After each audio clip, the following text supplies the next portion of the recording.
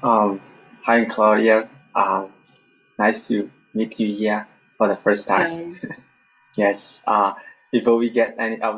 started, please let me introduce you to the participants here. In Burmese, if you don't mind. Yes. ဆရာဆရာမများအားလုံးပဲမင်္ဂလာပါခင်ဗျ။ဒီနေ့ကျွန်တော်တို့ရဲ့ဒီ cognitive science in the classroom session ကို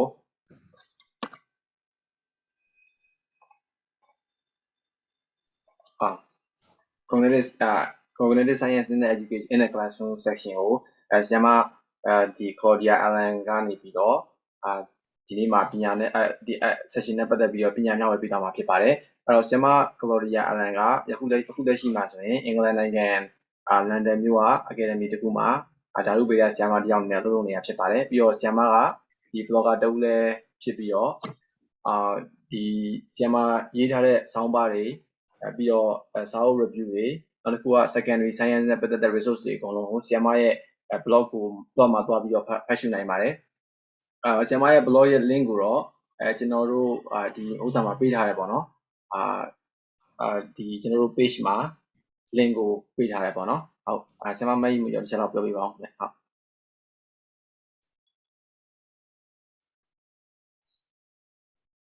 mute ဖြစ်နေရတယ်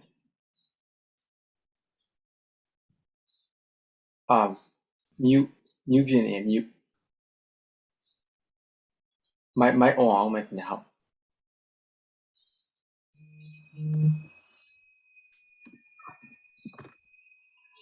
please I can ဟုတ်အဲ့ဒါဆိုတော့ဆရာမမင်းမျိုးကျော်အခုလက်ရှိမှာနည်းနည်းလေးtechnical issue ရှိနေတဲ့အတွက်ကျွန်တော်ပဲဆက်ပြီးပြောလိုက်မယ်ပေါ့နော်အဲ့တော့ဆရာမကဒီလက်ရှိမှာဆရာမရေးထားတဲ့ဆောင်းပါးတွေကိုလည်းတွားပြီးတော့ဆရာမရဲ့ blog မှာတွားပြီးတော့ဖတ်နိုင်တယ်ပေါ့နော်အဲ့တော့ဒီနေ့ဆရာမအခုလက်ရှိမှာဆရာတို့ question မေးခွန်းတွေရှိတယ်ဆိုရင်ဆရာမဒီ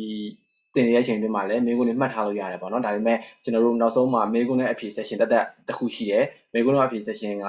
နောက်ဆုံး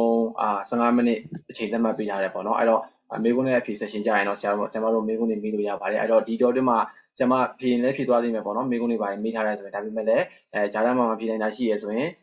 ဒါဆရာမတို့ဒီ Q&A session မှာမေးခွန်းတွေကိုပြန်မေးပေးကြဖို့အတွက်မြစ်တာရက်ခံပါတယ်အဲ့တော့ကျွန်တော်တို့ဒီ session ကိုစားဖို့အတွက်ဆရာမClaudia Allen ကိုဖိတ်ခေါ်လိုက်ပါမယ်နော်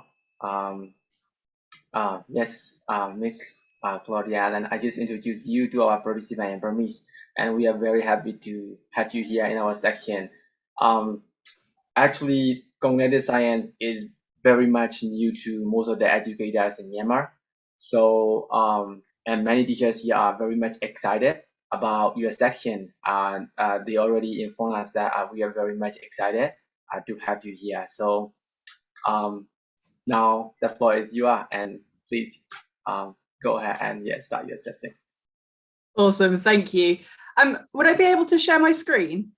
Absolutely, please. Yes. Awesome, fantastic. 1 second. So while I'm doing this, my name's Claudia, and it's lovely to be here with you guys today. Let me just see if I can. Now, some of the things that I want to kind of show you work better when you understand the same language. So I've used Google Translate. I'm going to apologize in advance. The translations are going to be terrible, but it will do. Yes. Oh, that was that's so good actually. Thank you. Yes. Okay. So I'm a chemistry teacher. I teach chemistry in London to secondary school children. So they are 11 all the way through to 18 are the oldest kids. There are 2 ways information can enter the brain, through the visuospatial sketchpad or through the phonological loop. Having loads of stuff on a slide adds to cognitive load in a way that you don't want. Student attention gets split between what you're saying and what is on the slide. You want students to attend to specific things at specific points. Otherwise, they tune you out or they ignore what they're looking at.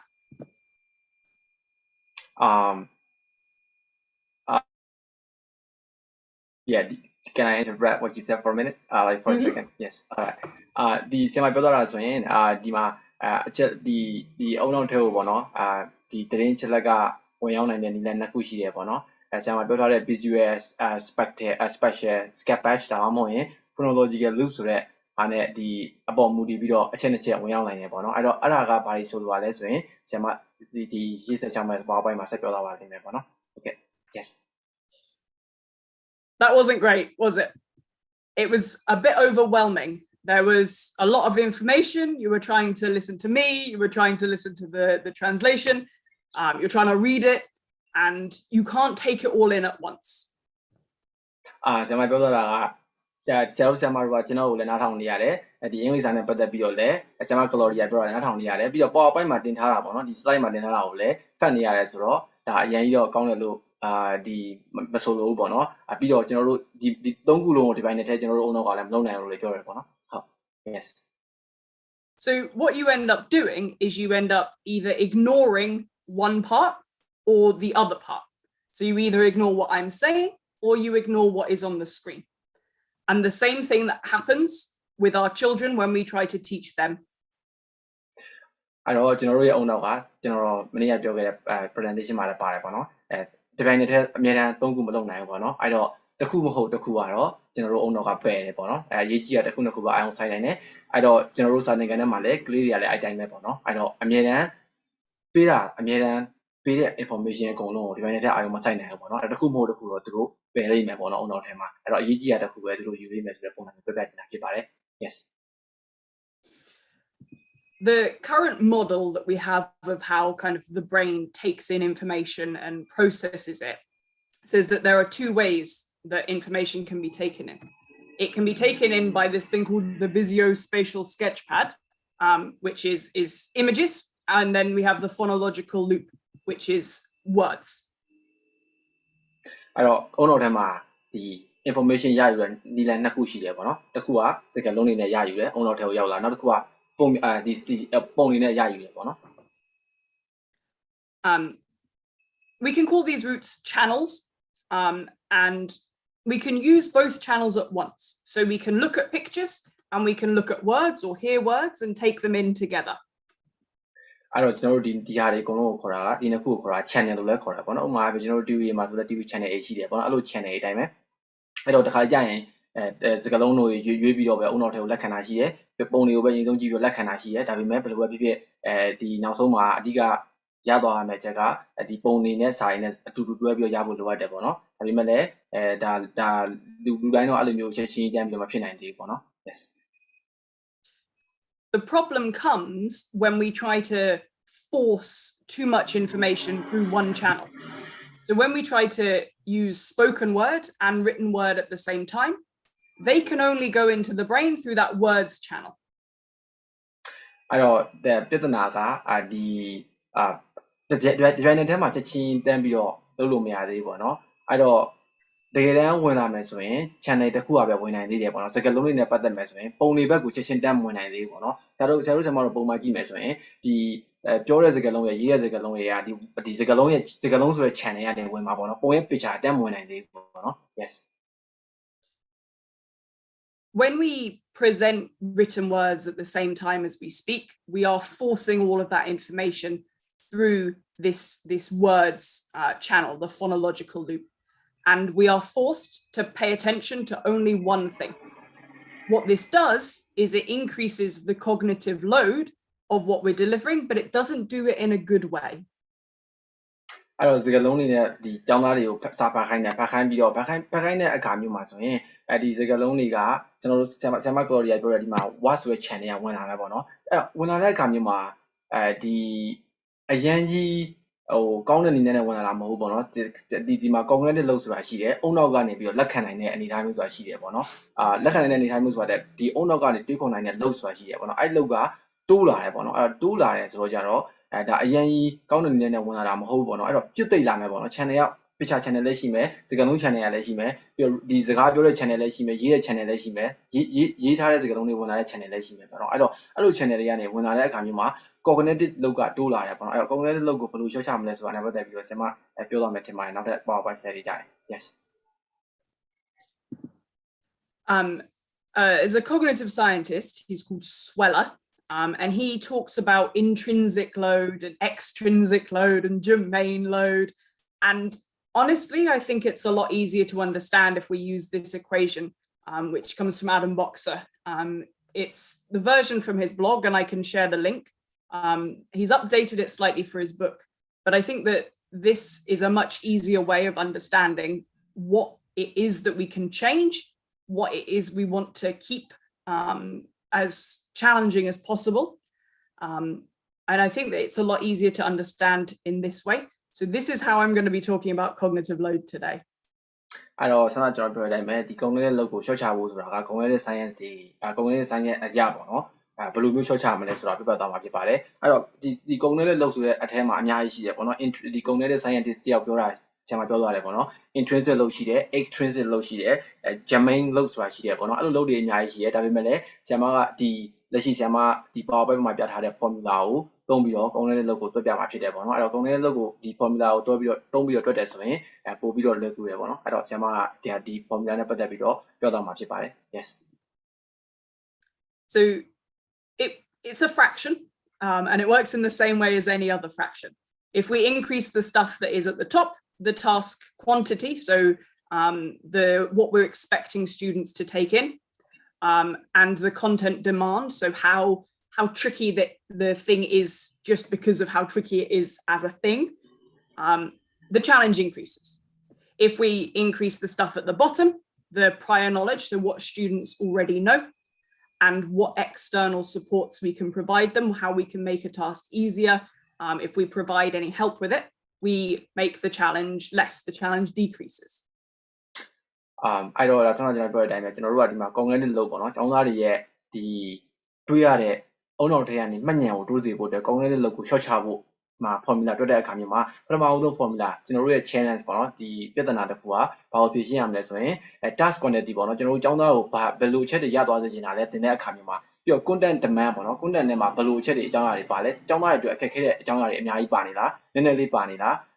အဲ့ဒီဟာကိုကျွန်တော်တို့ကပိုင်းခြည်နဲ့စားမှာပေါ့နော်ပိုင်းခြည်ကအဲ့ဒီဆောင်းလာပြောတဲ့ခက်ခဲတဲ့ပိုင်းဝေကြီးကိုကျွန်တော်တို့ကကျောင်းသားတွေအတွက်ပုံမလွယ်ကူဖို့အတွက်ဆိုရင်ရှိရကျောင်းသားတွေ prior knowledge ပေါ့နော်ရှိရသင်ခန်းစာကျောင်းသားတွေရှိပြီးသား knowledge နဲ့ကျွန်တော်တို့ external support ပေါ့နော်ဘယ်လိုမျိုးကျောင်းသားကိုသင်ပါလဲဘယ်လိုမျိုးနည်းလမ်းတွေနဲ့ကျောင်းသားကို cognitive load ကို short ချဖို့အတွက်ထောက်ကူပေးပါလဲဆိုတာနဲ့ပေါင်းပြီးတော့စတာပေါ့နော်အဲ့တော့ဒါက cognitive load ကို short ချတဲ့ formula ပေါ့နော်အဲ့တော့ challenge ကဒီကျောင်းသားကိုရစေခြင်းတဲ့ lesson တွေရဲ့ခုနကနဲ့မှာခက်ခဲတဲ့ကျောင်းသားတွေခက်ခဲမဲ့ကျောင်းသားတွေပေါ့နှစ်ခုပေါင်းတာကိုမူတည်ပြီးတော့ကျောင်းသားရဲ့ prior knowledge နဲ့ကျွန်တော်တို့ဘယ်လိုမျိုးသင်ကြားမလဲဆိုတာနဲ့ပတ်သက်ပေါင်းပြီးတော့ပေါ့စတာပေါ့နော်အဲ့ဒါကို cognitive load ဒါကျွန်တော်တို့ short ချရမယ့်ပုံစံပြဿနာပေါ့နော်challenge ဖြေရှင်းနည်းလို့ပြောလို့ရတယ်ပေါ့နော် yes So if we go back to this slide from the beginning, it had loads and loads of information on it. It had pictures. What we've done is we've increased the task quantity. We've increased the amount of stuff that we need to pay attention to. And we can't process it all at once. We can't take it all in at once. ပထမဦးဆုံးဆိုရင်ကျွန်တော်တို့ကျောင်းသားတယောက်အနေနဲ့ဆိုရင်ဒါကကျောင်းသားတယောက်အနေနဲ့ဒီအာယုံဆက်ရမယ့်အရာတွေပေါ့နော်အဲ့တော့အများကြီးရှိတယ်ပေါ့နော်ဆရာမပြောချင်တာကအများကြီးရှိတဲ့အထက်မှာအကုန်လုံးကိုတော့ချက်ချင်းအာယုံဆက်နိုင်မှာမဟုတ်ဘူးပေါ့နော် yes So what we've done is we've increased the cognitive load. We've made the work more challenging. You had to read it and you had to listen at the same time. But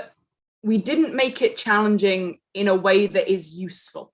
We didn't make it so that you had to be paying attention to the really important bits, the information. It was just loads and loads of stuff. အဲ့တော့ဆက်ပြောတဲ့အတိုင်းပဲပေါ့နော်ဒါပေမဲ့မှန်တော့မှန်တယ်လေးလာရမယ့်အကြောင်းအရာတွေက task quantity တဲမှာအများကြီးရှိတာမှန်တယ်ဒါပေမဲ့နေရာတိုင်းမှာ challenge ဆိုတာတော့ရှိရဲ့အကြောင်းသားတွေအတွက်challenge မရှိဘဲနဲ့တော့အဆင်မပြေနိုင်ဘူးပေါ့နော်ဒါပေမဲ့ဒီကျွန်တော်တို့တွေတော်တော်များများဒီလုံနေတဲ့ပုံစံအရဆိုရင်အဲ့ challenge ကိုကောင်းကောင်းမွန်မွန်ဘယ်လိုမျိုးအကြောင်းသားတွေအတွက်အသုံးချနိုင်မလဲအဲ့ challenge က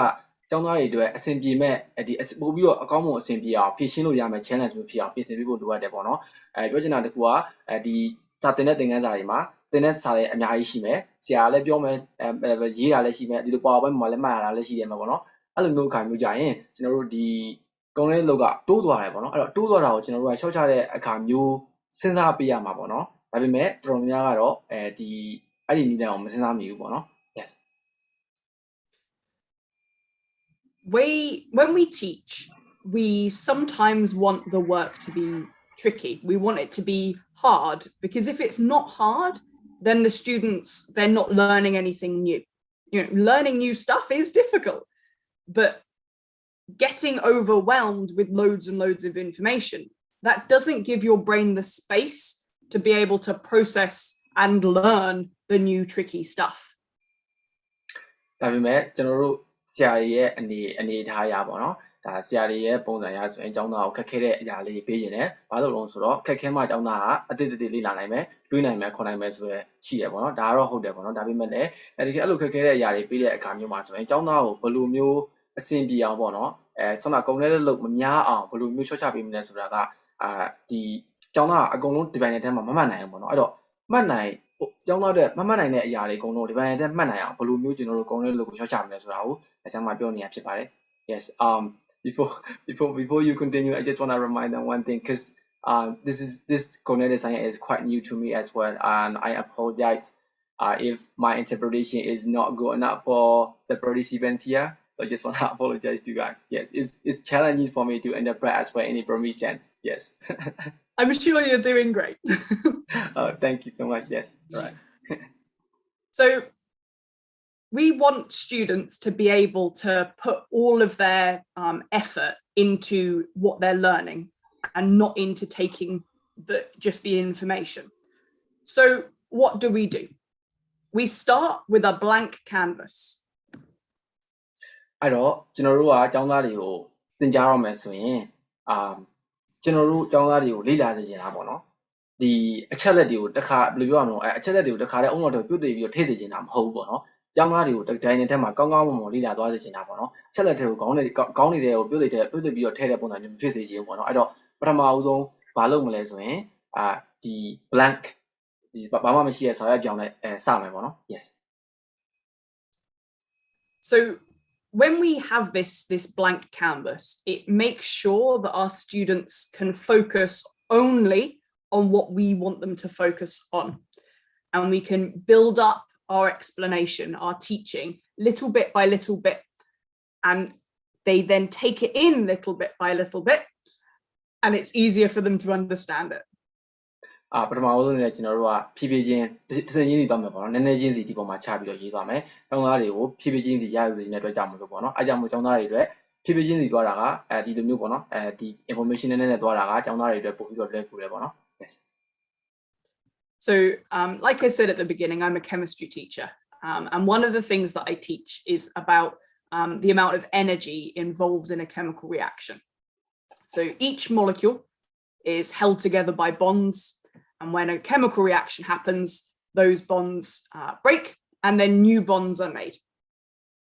အဲ့တော့ဒီမှာဆရာမအရင်ကပြောတဲ့အတိုင်းပဲပေါ့နော်ဒီဆရာမကဓာတုဗေဒဆရာမတစ်ယောက်ဖြစ်တယ်အဲ့တော့ဆရာမဓာတုဗေဒသင်တဲ့အခါမျိုးမှာဆိုရင်ဓာတုဗေဒထဲမှာပါတဲ့ချက်က molecule ရှိတယ်ပေါ့နော်molecule တွေအကုန်လုံးဘုန်းတွေအကုန်လုံးနဲ့ထိန်းချုပ်ထားတာပေါ့နော်ဒါပေမဲ့ chemical ဓာတုဓာတ်ပြုမှု chemical reaction happen chemical reaction ဖြစ်တဲ့အခါမျိုးမှာဆိုရင်ဘုန်းတွေအကုန်လုံးကပြုတ်သွားတယ်ပေါ့နော် molecule ရဲ့ဘေးမှာ yes you need energy to break the bonds and you give out energy when the new bonds are made and this is quite abstract so when I teach it I will use diagrams ဒီဘုန်းတွေ chemical reaction ဖြစ်သွားဖို့တဲ့ဆိုရင်energy လိုရပေါ့နော်အဲ့တော့ energy အသုံးချပြီးတော့ဘုန်းတွေကိုဒါကျောင်းသားတွေကိုရှင်းပြဖို့လိုရပေါ့နော်ဘယ်လိုမျိုးပြုတ်သွားလဲဆိုတာကိုအဲ့တော့ဒီကျောင်းသားတွေကဒါမျိုးစကားနဲ့ပြောလို့ကျွန်တော်ဆိုရင်တော့အခုသိပြီးတော့မမြင်တတ်သေးဘူးပေါ့နော် science နဲ့ဒါကိုယ့်ရဲ့ background နဲ့မရင်းနှီးဘူးဆိုရင်မြင်တတ်ဘူးဆိုရင်အခု तू ကစကားလုံးနဲ့ပြောမယ်ဆိုအခုချိန်မှာ तू က diagram ပေါ့နော်ပုံဆွဲပြီးတော့ပြမှာပေါ့နော် yes so one of the diagrams that I would use looks like this and I'm sorry it's quite fuzzy if I put that on the board and talked to them about bonds and energy they are going to shut down they're going to have no idea what's going on ဆရာမကဒီရှေ့ကပုံပေါ့နော်ဒီ black board ပုံမှာဒီကြောက်တင်ပုံမှာတင်လိုက်မယ်ပေါ့နော်စာတင်ပုံမှာတင်လိုက်မယ်ကျောင်းသားတွေကကြည့်မယ်ဆိုတာ ਨੇ ဘာမှနားလည်မှာမဟုတ်ဘူးပေါ့နော်ဘာကြီးလဲပေါ့နော်yes So instead of putting it all up at once, and students could be looking, they could be looking everywhere. They could be looking, I've got no idea where they're looking. I want them to only look and only see the bits that I'm talking about. So I would start with that bit first. အဲ့တော့ဆရာမကစမပြောတဲ့အတိုင်းပဲပေါ့နော်ပုံတင်လိုက်တယ်ဆိုရင်ကျောင်းသားတွေကရှောက်ကြည့်ကြမှာပေါ့နော်ဥမာအပြင်အပေါ်ကိုကြည့်မှာလားအောက်ကိုကြည့်မှာလားဘေးကိုကြည့်မှာလားပုံတွေအလဲဟာကိုကြည့်ရမှာပေါ့နော်အဲ့တော့ဆရာမကပြည့်စုံချင်တာကသူတို့ကိုတစ်ခုပဲပေါ့နော်သူကြည့်စေချင်တဲ့အကြောင်းအရာတစ်ခုပဲသူကကြည့်စေချင်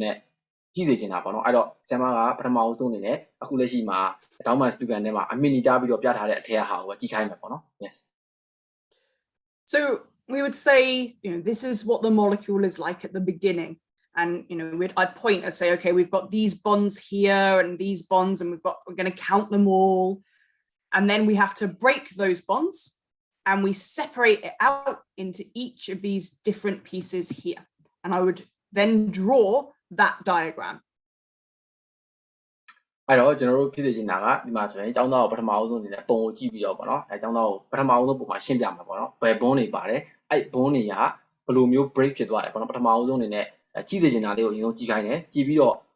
ဒီမှာဆိုရင်ဒီမှာဘွန်းတွေရှိရပေါ့နော်အဲ့ဘွန်းတွေ break ဖြစ်သွားတာကိုဒုတိယပုံမှာထပ်ပြီးတော့ပြရတယ်ပေါ့နော်ပို့ပြီးတော့မြင်တာအောင်ဒီမှာ Thomas Dugan လေးနဲ့ထပ်ပြထားတယ်ပေါ့နော် yes Now because I've drawn it as I've said it, students are getting to use both of those channels that we talked about earlier. They're using the words from me speaking, but they're also getting the picture that I'm drawing at the same time. အဲ့တော့ဆရာမဆုံးမပြောတဲ့ဒန်တို့အခုလိုပြနေတဲ့အချိန်ထဲမှာပဲဆရာမဒီရှိရ PowerPoint site မှာပြထားတဲ့ channel နှစ်ခုပေါ့နော်ပုံ channel ရှိမယ်စကားလုံး channel ရှိမယ်เนาะအဲ့တော့သူတို့ကနှစ်ခုလုံးကိုဒီနေရာမှာအသုံးပြုနေရပါเนาะ channel နှစ်ခုလုံးကိုသူတို့ရဲ့ခေါင်းထဲကိုဝင်ခိုင်းနေရပါเนาะဒီမှာဆိုရင် yes I would then go on and say, the bonds reform and there's energy. But the key thing is that at each stage, the students are paying attention only to what I want them to pay attention to, the diagram and the words. အဲ့တော့နောက်ဆုံးတစ်ဆင့်ကိုဆရာမထောက်ပြောရမယ်ပေါ့နော်ဘုံကဘယ်လိုဖြစ်လာလဲဘယ်လိုမျိုးပေါင်းစည်းသွားတယ်ပေါ့နော်ဒါကိုပြောရမယ်ဒါပေမဲ့ဆရာမဒီနေရာမှာအရေးကြီးတဲ့အချက်တစ်ချက်ပြချင်တာက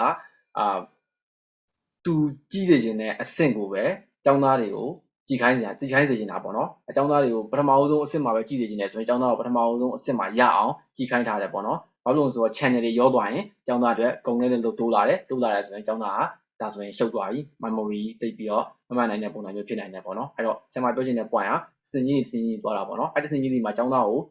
ဒီစင်ကြီးစီကိုပဲကြည့်စေချင်တဲ့ပုံစံမျိုးနဲ့သွားတာပေါ့နော် yes By laying it out like this and by building the diagram piece by piece rather than giving it all at once, we keep that task quantity at the top of our fraction, we keep it as small as possible. And that means that the only thing that makes the task hard, that makes the understanding difficult, is the actual content, what it is that they're learning.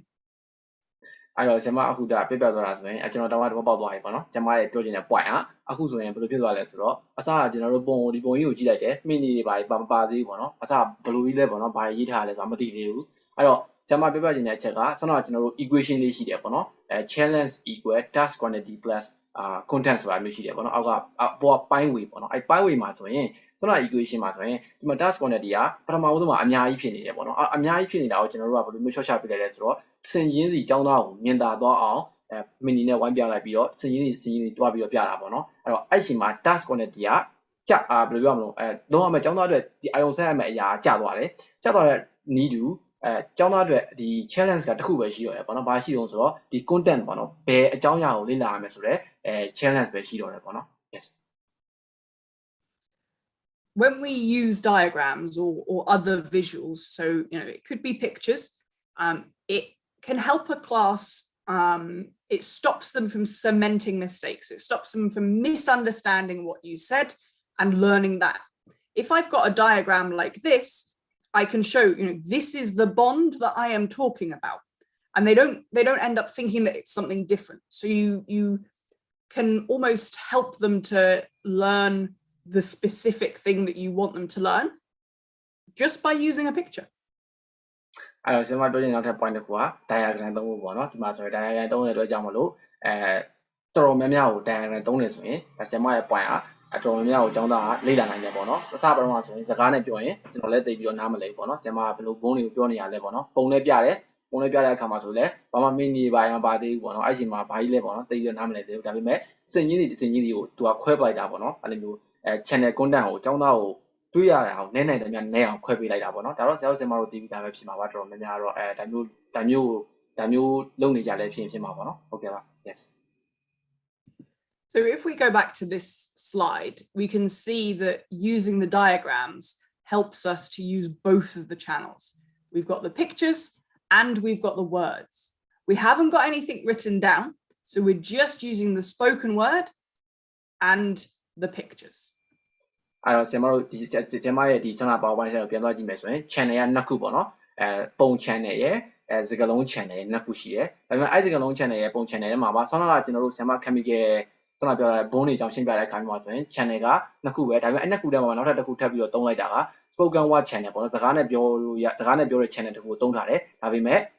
ဒီရေးရတဲ့စကားလုံး channel မပါသေးဘူးပေါ့နော်အဲ့တော့ဆရာမကကျွန်တော်ထင်တာတော့နောက်ထပ် slide မှာရေးရတဲ့စကားလုံး channel နဲ့ပတ်သက်ပြီးတော့ပြောသွားလိမ့်မယ်ထင်ပါတယ် yes When we put all of the information on, for example, a PowerPoint slide and then read about it or talk around it, we're trying to, again, we're shoving all of that information through this channel. So what do? Well, we use things like the animations and we can use things like Microsoft OneNote. Could you talk a little bit more about it once again? Pardon? Could you please talk about it once again? So when we put all of the information on the slide and then we either read it or we kind of talk about it, we're trying to put everything through this channel. So what do we do instead? အဲ့တော့ဆရာမကဒီမှာဆိုရင်ကျွန်တော်တို့စနပြောတဲ့ diagram ပေါ့နော် diagram မှာပြပြီးတော့ရှင်းပြနေတဲ့အခါမျိုးမှာဆိုရင်channel ရှင်းပြနေတဲ့အခါမှာဆိုရင်အဓိကကဘယ်လိုမျိုး channel တွေကသွားလဲဆိုတော့ဒီမှာဆိုရင်ရေးထားတဲ့စကားလုံးပြောတဲ့channel ကလည်းသွားတယ်ပြီးတော့ဒီစကားလုံး channel ကလည်းအဓိကသွားလာပြီပေါ့နော်အဲ့လိုမျိုးချိန်မျိုးမှာဆိုရင်ဘယ်လိုမျိုးလုပ်လဲဆိုတော့မေးထားတာပေါ့နော် yes What we do is we make sure that we deliver the information a little bit at a time. And that means using things like the animations on PowerPoint. When I first showed this whole diagram, I didn't put the whole thing up. I put it up one piece at a time. အဲ့တော့ဆက်ပြောချင်တာကကျွန်တော်ဆရာမပြောသွားတဲ့အတိုင်းပဲပေါ့နော်ကျွန်တော်တို့ဒီ chemical equation ကိုစကားလုံးနဲ့ပြောတဲ့အခါမျိုးမှာဆိုရင်ဒါသိပြီးတော့နားမလည်နိုင်ဘူးပေါ့နော်ချက်ချင်းတွေ့ရတာအများများနေတယ်ပုံနဲ့ပြတယ်ပုံနဲ့ပြတဲ့အခါမျိုးမှာဆိုရင်လည်းနည်းနည်းလေးပထမဦးဆုံးမှာရှုပ်ချက်ခတ်နေတယ်ပေါ့နော်အဲ့တော့နောက်တစ်ဆင့်ကဒီဆရာမပြောတာကအဲ့လိုမျိုးကုန်ရင်းတုပ်တွေချောက်ချဖို့အတွက်ဆိုရင်ကျောင်းသားအတွက်ပို့ပြီးတော့ဆင်ကြီးဖို့အတွက်ဆိုရင်ပုံတွေသုံးနိုင်တယ်ပေါ့နော်animation တွေပုံဆွဲပြီးတော့လုပ်ပြလို့ရတယ်ပေါ့နော်ကျောင်းသားကိုပို့ပြီးတော့မြင်သာတော့ပုံဆွဲပြီးတော့လုပ်ပြလဲရတဲ့ဟာမျိုးမှာဆိုရင်နောက်ထပ်ဘယ်လိုမျိုး application သုံးလို့ရလဲဘယ်လိုမျိုး software သုံးလို့ရလဲဆိုရင် Microsoft OneNote ကိုသုံးလို့ရတယ်ဆိုတော့ပြပြသွားတာပေါ့နော်အဓိကကတော့ဘာပြောချင်တာလဲဆိုတော့ကျောင်းသားကိုchannel တွေကိုပိုင်းပလိုက်တာပေါ့နော်ကျောင်းသားရဲ့အုံနောက်ထဲကို memory ကိုဝင်မဲ့ channel တွေအကုန်လုံးပိုင်းလိုက်တာပေါ့နော်ပိုင်းပြီးတော့ကျောင်းသားအတွက်ပို့ပြီးတော့မှတ်လို့လွယ်အောင်ဆိုတဲ့ပုံစံမျိုးပြောချင်တာဖြစ်ပါတယ် yes You could also use things like, the whiteboard or the blackboard. In my classroom, unfortunately, the whiteboard is on the back of the door. So if anybody comes in, I have to stop teaching. အဲ့တော့ဆရာမကဒီ whiteboard ပေါ်မှာလည်းသုံးလို့ရတယ် blackboard ပေါ်မှာလည်းရေးပြလို့ရတယ်ပေါ့နော်ပုံတွေပါဆွဲပြလို့ရတယ် Microsoft OneNote အစားပေါ့နော်ကိုကကျောင်းထဲစာသင်ခန်းထဲမှာ digital whiteboard တွေပါမသုံးဘူးဆိုရင်ဒါပေမဲ့ဆရာမပြောချင်တာကသူ့ရဲ့ဒီ whiteboard ကဒီတကားရဲ့နောက်မှာရှိနေတယ်ပေါ့နော်တယောက်ကတကားဖွင့်ပြီးတော့ဝင်လာတယ်ဆိုရင်သူစာသင်တာရက်ပလိုက်ရတယ်ပေါ့နော်သူကျောင်းမှာဆိုရင် yes The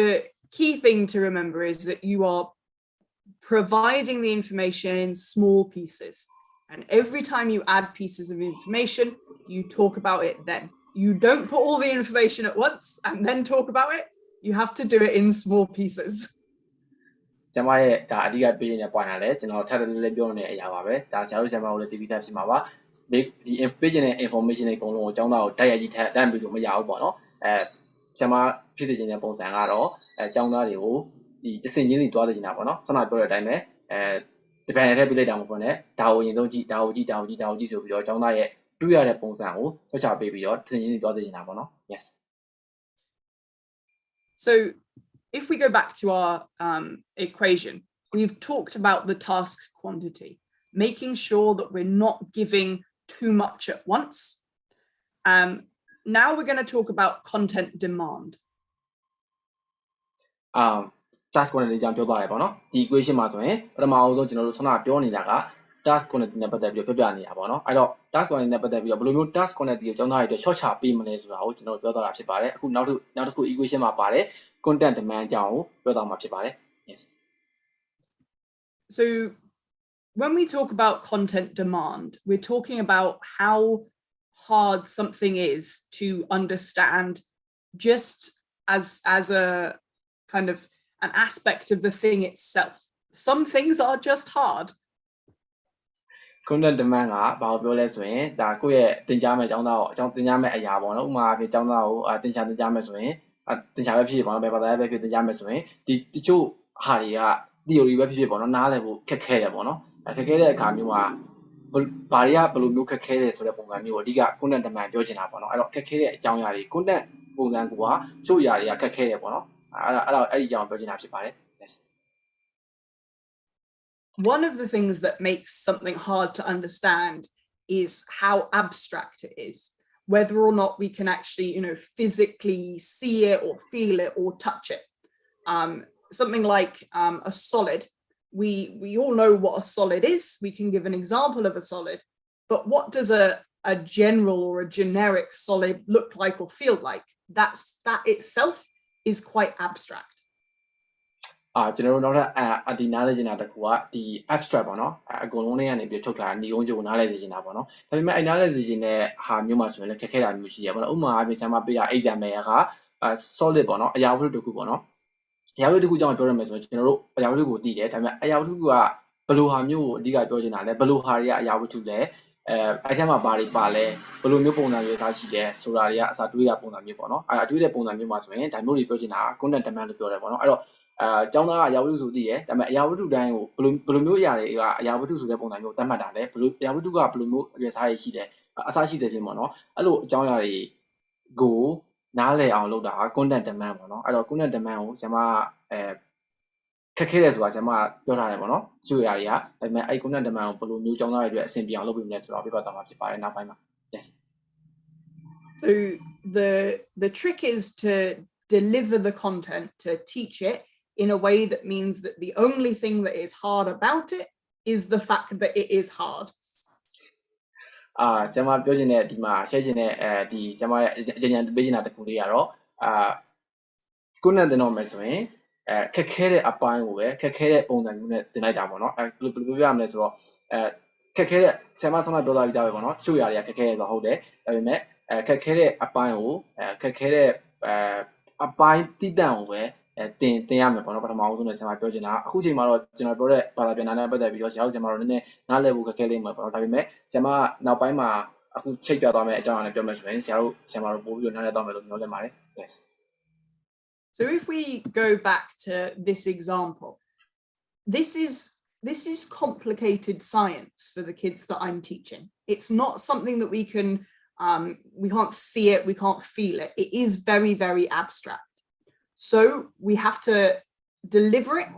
in a way that means that is the only thing that is hard.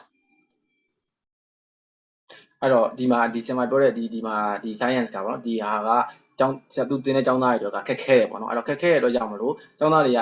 ဒါကိုဘယ်လိုကြီးလဲပေါ့နော်မြင်လဲမမြင်နိုင်ဘူးခံလဲဒီဘယ်လိုပြောရမလဲတွေးလဲ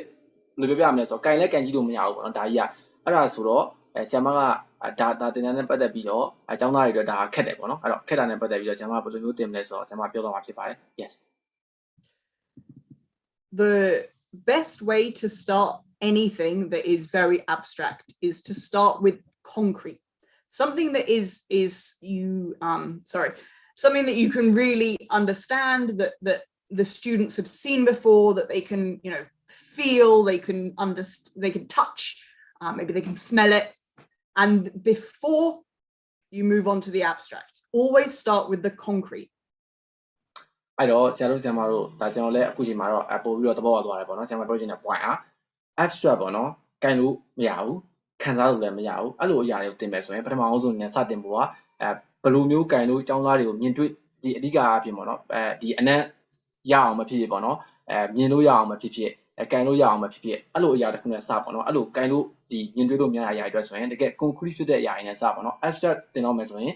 abstract ဖြစ်တဲ့အရာတွေသင်တော့မယ်ဆိုရင် concrete ဖြစ်တဲ့အရာတွေနဲ့စသင်နေတာပေါ့နော်အဲ့တော့ဘယ်လိုစမလဲဆိုတာကိုဆရာမဆက်ပြောသွားမှာဖြစ်ပါတယ် yes So a lot of this comes with using things like analogies. So you use a model to help them to anchor their understanding on something that is reasonably familiar to them. When I teach energy, sorry, go. Sorry, yes. Thank you. ဒီဆရာမပြောချင်တာတခုကဒီပထမအဆုံးအနေနဲ့ဒီ abstract အကြောင်းကိုသင်တော့မယ်ဆိုရင်ဆက်လိုက်ပြောတဲ့ guide လို့ရတာတခုနဲ့စချင်တာပေါ့နော်ဆရာမဘယ်လိုစလဲဆိုတော့ analogy ပေါ့နော် analogy နဲ့စတယ် analogy ဆိုတော့ဒါတွေးတဲ့ခေါ်တဲ့ပုံစံတစ်ခုနဲ့စပြီးတော့ပြောပြတယ်ပေါ့နော်ဆရာမက yes when I teach energy, one of the things that students really struggle to understand is that you don't have different types of energy. It's just energy doing something different. ဆရာမကကျောင်းသားတွေကို energy သင်တဲ့အခါမျိုးမှာဆိုရင်ဘယ်လိုပြောပြမလဲ energy ကကျောင်းသားတွေအတွက်မြင်တွေ့ဖို့တခါကြရင်မလွယ်ဘူးပေါ့နော်အဲ့တော့ energy အမျိုးအစားကိုလည်းကျောင်းသားတွေရှင်းရှင်းတမ်းမသိနိုင်ဘူးပေါ့နော်ဘာလို့လဲဆိုတော့ energy တွေအကုန် energy တို့ဆိုတာစကားလုံးနဲ့ပြောနေရပါ energy ကဘယ်လိုမျိုးလဲဆိုတော့ကျောင်းသားတွေရှင်းရှင်းပြပြဖို့မလွယ်သေးဘူးပေါ့နော် yes So the analogy that I use is about money. And they've all used money, they all understand money, and we talk about how you can have money in your wallet, or you can have money in your bank, or you can take it to the shop and buy something and the money stays in the shop, but it's still just money. အဲ့တော့ဆရာမဘာကိုဥပမာနေနဲ့ပေးလဲဆိုတော့ energy ဆိုရင်ကျွန်တော်တို့ဒါပထမဆုံးစပြီးတော့စွမ်းရင်ပေါ့နော်စွမ်းရင်ဆိုရင်ဘာမှန်းစတော့ကျောင်းသားတွေကကျောင်းသားတွေကိုမိတ်ဆက်ပြီးတော့တင်ကြဖို့ဆိုနည်းနည်းခက်တယ်ပေါ့နော်အဲ့တော့ဒါ abstract ကြီးပေါ့နော်မြင်လို့မရတဲ့အရာအဲ့တော့မြင်လို့မရတဲ့အရာကိုဆရာမပြောထားတဲ့အတိုင်းပဲမြင်လို့ရတဲ့ concrete နဲ့စတယ်ပေါ့နော်အဲ့တော့ concrete နဲ့စဖို့အတွက်ဆိုရင်စွမ်းအင်ဆိုတာကိုဆရာမကကျောင်းသားတွေမြင်လာစေဖို့အတွက် money ပေါ့နော်ပတ်စံနဲ့စပြီးတော့ဥပမာပေးရပေါ့နော်ပတ်စံကဘန်မှာလည်းတွားပြီးတော့ထားလို့ရတယ်ပစ္စည်းတွေဝယ်တဲ့ခါမှာလည်းသုံးလို့ရတယ်ပေါ့နော် yes this helps them to understand that you don't have wallet money or shop money or bank money. It's still just money, and the energy works in the same way. So we start with something that they can understand. It's concrete and it's familiar, and then we move on to the abstract, the energy, the thing that we can't see, touch, feel, the abstract, and it's more unfamiliar as well. ဆရာမပြောချင်တဲ့စောစောက point က energy စွမ်းအင်နဲ့ပတ်သက်ပြီးတော့စွမ်းအင်ဆိုတာကစွမ်းအင်ပဲပေါ့နော်ဘယ်လိုပြောပြမလို့ types တွေအများကြီး types ဆိုတာတော့ရှိရပါတော့ potential တွေ kinetic energy types တွေတော့ရှိဒါပေမဲ့လည်းစွမ်းအင်ကစွမ်းအင်ပဲပေါ့နော်ပတ်စံနဲ့ထုံနည်းတူပါပဲပတ်စံဆိုတာပတ်စံပဲဒါပေမဲ့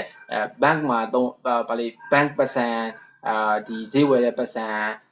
ပတ်စံရေးတဲ့ထက်မှာပတ်စံဆိုပြီးတော့တိတတ်မရှိဘူးပေါ့နော်ပတ်စံကပတ်စံပဲလို့ပဲပြောလို့ရတာပေါ့နော်အဲကြောင့်မို့ဆရာမကကျောင်းသားတွေပထမအောင်ဆုံးဒီမြင်လို့ခြင်လို့မရတဲ့အရာတစ်ခုကို abstract ဖြစ်တဲ့အရာတစ်ခုကိုconcrete ပေါ့နော်မြင်သာလို့ရတဲ့ခြင်လို့ရတဲ့ကျောင်းသားတွေနားလည်လောက်မဲ့ဥပမာတစ်ခုနဲ့စတာပေါ့နော် yes sorry I lost my place another example would be something like when we're doing calculations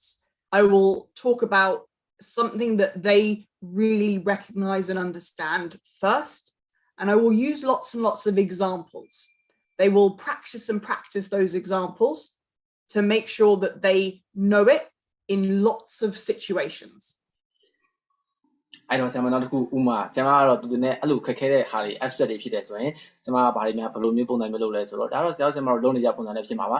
ဥပမာတွေအများကြီးပေးတယ်လေ့ကျင့်ခိုင်းတယ်ပေါ့နော်ဒါကတော့ကျွန်တော်တို့ဒါသင်ကြားရေးမှာဆိုရင်ဒါတော့ဖြစ်မနေလုပ်ကြတဲ့ဆရာတို့လုပ်နေကြအရာတစ်ခုပါပဲဥပမာတွေပေးတယ်အများကြီးဖြစ်နိုင်နေများပေါ့နော်တစ်ခုတင်တော့မယ်ဆိုရင်သူတို့ကျောင်းသားတွေနားလည်တော့အောင်ဥပမာတွေအများကြီးပေးတယ်ပြီးတော့ကျောင်းသားတွေကိုလေ့ကျင့်ခိုင်းတယ်ပေါ့နော်လေ့ကျင့်လို့ရအောင်လုပ်ပေးတယ်ပေါ့နော်အများကြီး yes one of the things that the human brain is very, very good at understanding stories. They are supposedly psychologically privileged, and we can take a very complex idea and put it into a very real context using stories. နောက်တစ်ခုကျွန်မကဘာလို့သုံးလို့ရလဲဆိုတော့ပုံမြင်နေအကြောင်းအရာတွေပြပြလို့ရတယ်ပေါ့နော်ဒီလူရဲ့အုံနောက်ရဲ့သဘောတရားအရာဒီအုံနောက် psychology သဘောတရားအရာပေါ့နော်ဒီပုံမြင်နေဆိုရင်လူရဲ့အုံနောက်ကပို့ပြီးတော့နားလည်လွယ်တယ်ပေါ့နော်အဲ့တော့ဆရာမကဒီရှုပ်ထွေးတဲ့အတွေးခေါ်တွေရှုပ်ထွေးတဲ့ဒီအကြောင်းအရာတွေအကုန်လုံးကိုပုံမြင်နေဒီ story ကိုအသုံးချပြီးတော့ဒီတကယ်ဘဝမှာဖြစ်နေတဲ့လွယ်ကူရိုးရှင်းတဲ့အရာတွေဖြစ်ပြောင်းလဲပြီးလို့ရတယ်ပြောချင်တာပေါ့နော် yes we call these stories that kind of they go around the subject. They aren't the subject themselves, and they aren't necessarily something that will come up in an exam or you'll have to remember in the future. But we call these hinterland. Hinterland ဒီဆရာမကပြောချင်တာကဆန္ဒဒီပုံမြင်တွေကဒီပြောပြအောင်ဆောင်းဝန်းမှာမေးမဲ့အရာလည်းမဟုတ်ဘူးပေါ့နော်ကျောင်းသားတွေမှတ်ထားရမယ့်အရာမျိုးလည်းမဟုတ်ဘူးပေါ့နော်ဒါပေမဲ့ဒီပုံမြင်ကိုဘယ်လိုမျိုးပြပြမလဲဆိုတဲ့ပုံစံမျိုးပြောချင်တာပေါ့နော်အဓိကအားဖြင့်ပုံမြင်ကမှတ်ရမယ့်အရာမျိုးလည်းမဟုတ်ဘူးပေါ့နော်ဘယ်လိုပြောပြရမလဲကျောင်းသားတွေအဓိကနားလည်စေမှုတွေဖန်တီးပေးထားတဲ့အရာဖြစ်အောင်ပြောင်းလဲပြီးတော့ပြောရတာပေါ့နော် yes The thing with hinterland hello oh sorry yes ဆရာမကဆွမ်းနာပြောသွားတာတခုကဒီ hinterland လို့ပြောရဲပေါ့နော်အဲ့လိုပုံမြင်တွေကတကယ်ပုံမြင်တွေစာသင်ခန်းထဲမှာသင်ရမယ် concrete ဒီစာသင်ခန်းထဲမှာသင်ရမယ်အကြောင်းအရာနဲ့ပတ်သက်တဲ့ပုံမြင်တွေတော့ဟုတ်တယ်ဒါပေမဲ့အကြောင်းသားတွေအတွက်လေးလာခက်ခဲပြီးတော့မှတ်သားရမယ့်အရာတွေမဟုတ်ပေါ့နော်အဲ့ဒီဟာလေးတွေကိုကျွန်မ hinterland လို့ခေါ်ရပေါ့နော် yes sorry yes the thing with hinterland is that we're not that bothered if students remember it. The example that one of my colleagues uses is a story about him and his wife going to Cornwall and going down a tin mine. He doesn't care if the students remember his holiday. ဘယ်လိုပြောရမလဲနောက်တစ်ခုဆရာမကပြောတာကဒီကျောင်းသားတွေကိုဒီဆရာရဲ့အဖြစ်ပြဒီသူ့ရဲ့ဒီမှာပြဆရာတယောက်ကပြောတာဆိုရင်အဲ့ဆရာရဲ့သူ့ရဲ့ဇနီးနဲ့ကခီးသွားတယ်ပေါ့နော်အဲ့ခီးသွားပြီးတော့ခီးသွားတဲ့အကြောင်းအရာနဲ့ပတ်သက်ပြီးတော့ကိုတင်မဲ့အကြောင်းအရာနဲ့ချိတ်ဆက်ပြီးတော့ပြောတာပေါ့နော်ဒါပေမဲ့ကျောင်းသားတွေကဘယ်လိုပြောပြရမလဲခီးသွားတဲ့အကြောင်းအရာနဲ့ပတ်သက်ပြီးတော့မှတ်မိစရာမလိုဘူးပေါ့နော်အဓိကအားဖြင့်ဒီ story ကိုအသုံးပြုပြီးတော့ကျောင်းသားတွေကိုခက်ခဲတဲ့အကြောင်းအရာတွေကိုဒီခက်ခဲတဲ့အတွေးခေါ်တွေအကုန်လုံးကိုရိုးရှင်းတဲ့ဟာတွေနဲ့ဒီသုံးသိချင်တာပေါ့နော်ရိုးရှင်းတဲ့အရာတွေပြောင်းလဲပြီးတော့ဆရာမ story ကိုသုံးပြီးပြောသိချင်တာပေါ့နော် yes The point of the hinterland is to almost like act like a hook. The students can see the context of what they're learning, they can understand its importance, and it makes it more interesting. ဆက်လက်ပြောတဲ့အတိုင်းပဲဒီ hinterland ရဲ့အဓိကယူချက်ကကျောင်းသားတွေကပုံမြင်လို့တာသိထားတာပေါ့နော်အဲ့တော့ပုံမြင်လို့သိထားတဲ့အတွက်ကြောင့်မလို့ဘယ်လိုပြောပြရမလဲလေ့လာရမယ်ဆိုတော့ဟာမျိုးကြီးတော့မဟုတ်ဘူးပေါ့နော်အဓိကဆရာကပြောနိုင်တဲ့ဒီကိုပြောတဲ့ပုံမြင်ထဲမှာအဓိကအကြောင်းအချက်လက်တွေထည့်ပြီးတော့ပြောသွားတယ်ကျောင်းသားတွေကပို့ပြီးတော့လည်းမှတ်မိရပေါ့နော်ပို့ပြီးတော့လည်းစိတ်ဝင်စားစေတယ်ပေါ့နော် yes So you start with the hinterland and then you move into what we call the core, the stuff that you actually need to know, the important thing that you're trying to teach. နောက်တစ်ခုကhinterland နဲ့စတယ်ပြီးတော့ဘယ်ကိုသွားလဲဆိုတော့အဓိကကိုယ့်ရဲ့ idea ကိုသွားရမှာပေါ့နော်ဆက်လက်ပြောတဲ့အတိုင်းပဲပထမအောင်ဆုံးနေအကြောင်းအရာတစ်ခုတင်တော့မယ်ဆိုရင်အကြောင်းအရာခက်ခဲတယ်ပေါ့နော် content ကိုခက်ခဲတယ်တဲ့အခါမျိုးမှာဆိုရင် तू ကတိုက်ရိုက်မသွားဘူးပေါ့နော်ပုံမြင်နေပါဒီစောက်ပြပြပြီးတော့သွားတယ်သွားပြီးရဲ့အခါမျိုးမှာနောက်ဆုံးတိုက်ရိုက်ကျွန်တော်တို့ကျောင်းသားကိုလေ့လာခြင်းနဲ့အဓိက main ပေါ့နော် အဓိကဖြစ်တဲ့ idea ပေါ့နော်အဓိကဖြစ်တဲ့အကြောင်းအရာကိုတွားတယ်ပေါ့နော် yes one of my favorite topics to teach is about the harbour process, which is how we make ammonia, which is used for fertilizers. နောက်တစ်ခုကျွန်မတူသဘောတင်ရတာအကြောင်းအရာတစ်ခုကတော့ဒီကောက်ရည်တာပေါ့နော်အဲ့လိုမျိုးကောက်ရည်တာအကြောင်းဒီစပါးဆိုင်တာပေါ့နော်အဲ့လိုအပင်ဆိုင်တာပေါ့နော်အဲ့ဒီအကြောင်းနဲ့ပတ်သက်ပြီးတော့တင်ရတာသဘောကျတယ်ပေါ့နော်ပြီးတော့အဲ့လိုမျိုးလုပ်တဲ့အခါမျိုးမှာဆိုရင်ကျွန်မကဘယ်လိုမျိုးအမိုနီယာကိုသုံးလဲပေါ့နော်အမိုနီယာကဘယ်နေရာမှာသုံးလဲဆိုတော့ဒီမြေဩဇာဖြစ်နေသုံးတဲ့နေရာမျိုးမှာသုံးတယ်ပေါ့နော်အဲ့တော့ကျွန်မအဲ့ဒီအကြောင်းတင်ရတာသဘောကျတယ်ပေါ့နော်အဲ့တော့ကျွန်မအဲ့ဒီအကြောင်းနဲ့ပတ်သက်ပြီးတော့ဘယ်လိုတင်လဲဆိုတာကိုပြောသွားမှတင်ပါတယ် yes So I will start, I teach it to year 11, so they're 15, 16, and I'll start by telling the story about Fritz Harbour. And we'll talk about there were wars in South America over people killing each other for bird poo, because bird poo was how you got the fertilizer. And then we'll start talking about how important fertilizers were. အဲ့တော့ဆရာမကဒီမှာအဓိကဆရာမစပြီးတော့ကျောင်းသားတွေတင်မဲ့အကြောင်းအရာတခုပြပြရတယ်ပေါ့နော်သူဘယ်လိုမျိုးတင်လဲဆိုတာဆရာမတင်မဲ့အရာအမိုနီယာကို ဘယ်လိုမျိုးတက်မျိုးသာပဲတုံးလဲဆိုတော့ကြောင်းနဲ့ပတ်သက်ပြီးတင်ပါပေါ့နော်အဲ့တော့ဆရာမကဘာနဲ့စအောင်ဆိုတော့ပုံမြင်နဲ့စရတယ်ပေါ့နော်ပုံမြင်ကဒီအမေရိကန်တောင်ပိုင်းမှာပေါ့နော်ဥပမာအဖြစ်လူတွေကကြောင်းတော့တက်နေကြတယ်ပေါ့နော်ပုံမြင်ကအရင်တော့ဆိုရင်ဒီငှက်ရဲ့အညစ်အကြေးပေါ့နော်ငှက်တွေရဲ့အညစ်အကြေးလူပြီးတော့တက်တာပေါ့နော်အဓိကငှက်ရဲ့အညစ်အကြေးကိုရအောင်လူတွေကငါရမှဖြစ်မယ်သူရမှဖြစ်မယ်ဆိုပြီးတော့တိုက်ခိုက်ပြီးတော့တက်ဖြတ်နေကြတာပေါ့နော်ငှက်ရဲ့အညစ်အကြေးအတွက်ပဲတက်ဖြတ်ရတာဘာလို့လဲဆိုတော့အဲ့ဒီငှက်ရဲ့အညစ်အကြေးဟာဒီအပင်ဆိုင်တဲ့တစ်ပင်ဆိုင်တဲ့ပေါ့နော်စံစဘာဆိုင်တဲ့နေရာမျိုးမှာဆိုရင်အပင်ဆိုင်တဲ့နေရာမျိုးမှာဆိုရင်လက်မျိုးဩဇာပဲတုံးလို့ရတဲ့အတွက်ကြောင့်မလို့ဒါတက်ဖြတ်နေကြတာပေါ့နော်အဲ့တော့ကျောင်းသားတွေကိုဆရာမကအဲ့ဒီပုံမြင်နဲ့စပြီးတော့ပြောတယ်ပေါ့နော်ဆရာမတင်မဲ့ကွန်တန်ကအမိုနီးယားကိုလက်မျိုးဩဇာအဖြစ်တုံးလို့ရတဲ့ဟာကိုသိသိပြောမှာပေါ့နော်ဒါနဲ့ဆရာမကစလိုက်တာကပုံမြင်နဲ့စရတယ်ပေါ့နော်အခု yes Now I don't care if my students remember about the guano wars of South America. I don't care if they remember about how much Fritz Haber's wife hated him because of his obsession with killing people and things like that. I don't care, but it makes the science real for them. It makes them interested and it gives them something to hang the information on. It helps them to build the links in their brain and it makes it easier to understand. အဓိကဆရာမအခုပြောချင်တဲ့ point ကဆောင်းလာပြောတဲ့အတိုင်းပဲပေါ့နော်ကျောင်းသားတွေအဲ့မှာဒီဆရာမရဲ့ပြောချင်တဲ့ point ကအဲ့မှာပြောပြရမလို့စစ်ဖြစ်နေတယ်ပေါ့နော်ဒီငှက်ရဲ့အညီကြီးရဖို့အတွက်အဲ့ဒါကိုလည်းဆရာမသိသိချင်တာလည်းမဟုတ်ဘူးပေါ့နော်ဒါပေမဲ့လည်းကျောင်းသားတွေကိုအဲ့လိုပြပြတဲ့အတွက်ကြောင့်မလို့ဘယ်လိုမျိုးဖြစ်သွားလဲဆိုတော့ဒီအဓိကအဖြစ်ဆရာမတင်မဲ့အကြောင်းအရာကသိပ္ပံပေါ့နော်အခုအမိုနီးယားကိုတက်မျိုးသားပဲသုံးမဲ့အရာပေါ့နော်အဲ့ဒီဟာကတကယ်လက်တွေ့ဘဝမှာအသုံးဝင်နေဆိုတဲ့သိပ္ပံဆိုတာလည်းကျောင်းသားတွေကသိသွားတယ်ခံစားလို့ရတယ်ဆိုတာလည်းသိသွားတယ်ပေါ့နော်အဲ့ဒီခါမျိုးမှာဆိုရင်ကျောင်းသားတွေကပို့ပြီးတော့ဒီအာယုံဆိုင်လာတာပေါ့နော်အဓိကအဖြစ်ကျောင်းသားကိုအာယုံဆိုင်လာအောင်ဒီတကယ်လက်တွေ့ဘဝမှာဆက်လာပြောတဲ့အတိုင်းတော့ဆရာမဦးရှိမှအပေါ်မှာနှစ်ခုပြထားတဲ့အတိုင်းပဲမြင်တွေ့လို့ရတဲ့အရာတွေကိုမြင်တွေ့လို့ရတဲ့ဥပမာနဲ့တိဆောက်တယ်ပေါ့နော်ဥပမာနဲ့တိဆောက်ပြီးတော့ဒီ Hinterland လို့ခေါ်တဲ့ story နဲ့တိဆောက်တော့မှာပေါ့နော် story နဲ့တိဆောက်ပြီးတဲ့အချိန်မှာတကယ် main idea ကိုတောင်းပါပေါ့နော်စင်ရင်းတွေတွားနေရပါတော့ဆရာမပြောနေတဲ့အကြောင်းအရာအချိန်မှာဆိုရင် yes So after we've talked about Fritz Haber, we've talked about all of this, and then we will start to talk about actually how we make ammonia from nitrogen, from hydrogen. That is the core, that is the stuff that I actually want them to learn. And the way that we deliver it is different.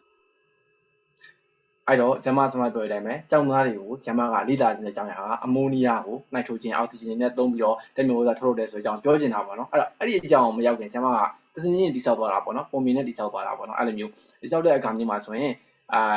ဘာပြောသွားလဲဆိုတော့ဆနာဒီလက်တွေပေါ်မှာသုံးဝင်တဲ့အကြောင်းအရာတွေပြောသွားတယ်သုံးဝင်တဲ့အကြောင်းအရာပြောသွားပြီးတော့ကျောင်းသားကိုနောက်ဆုံးမှာဆိုရင်အခုဒီ main idea ကိုရောက်သွားပြီပေါ့နော်အဓိကအားဖြင့်ကျောင်းသားကိုပထမအဆုံးအနေနဲ့စိတ်ဝင်စားလို့ရအောင်လက်တွေပေါ်မှာဖြစ်နေတဲ့အကြောင်းအရာနဲ့ကျောင်းသားခံစားလို့ရအောင်ပြောသွားပြီးတော့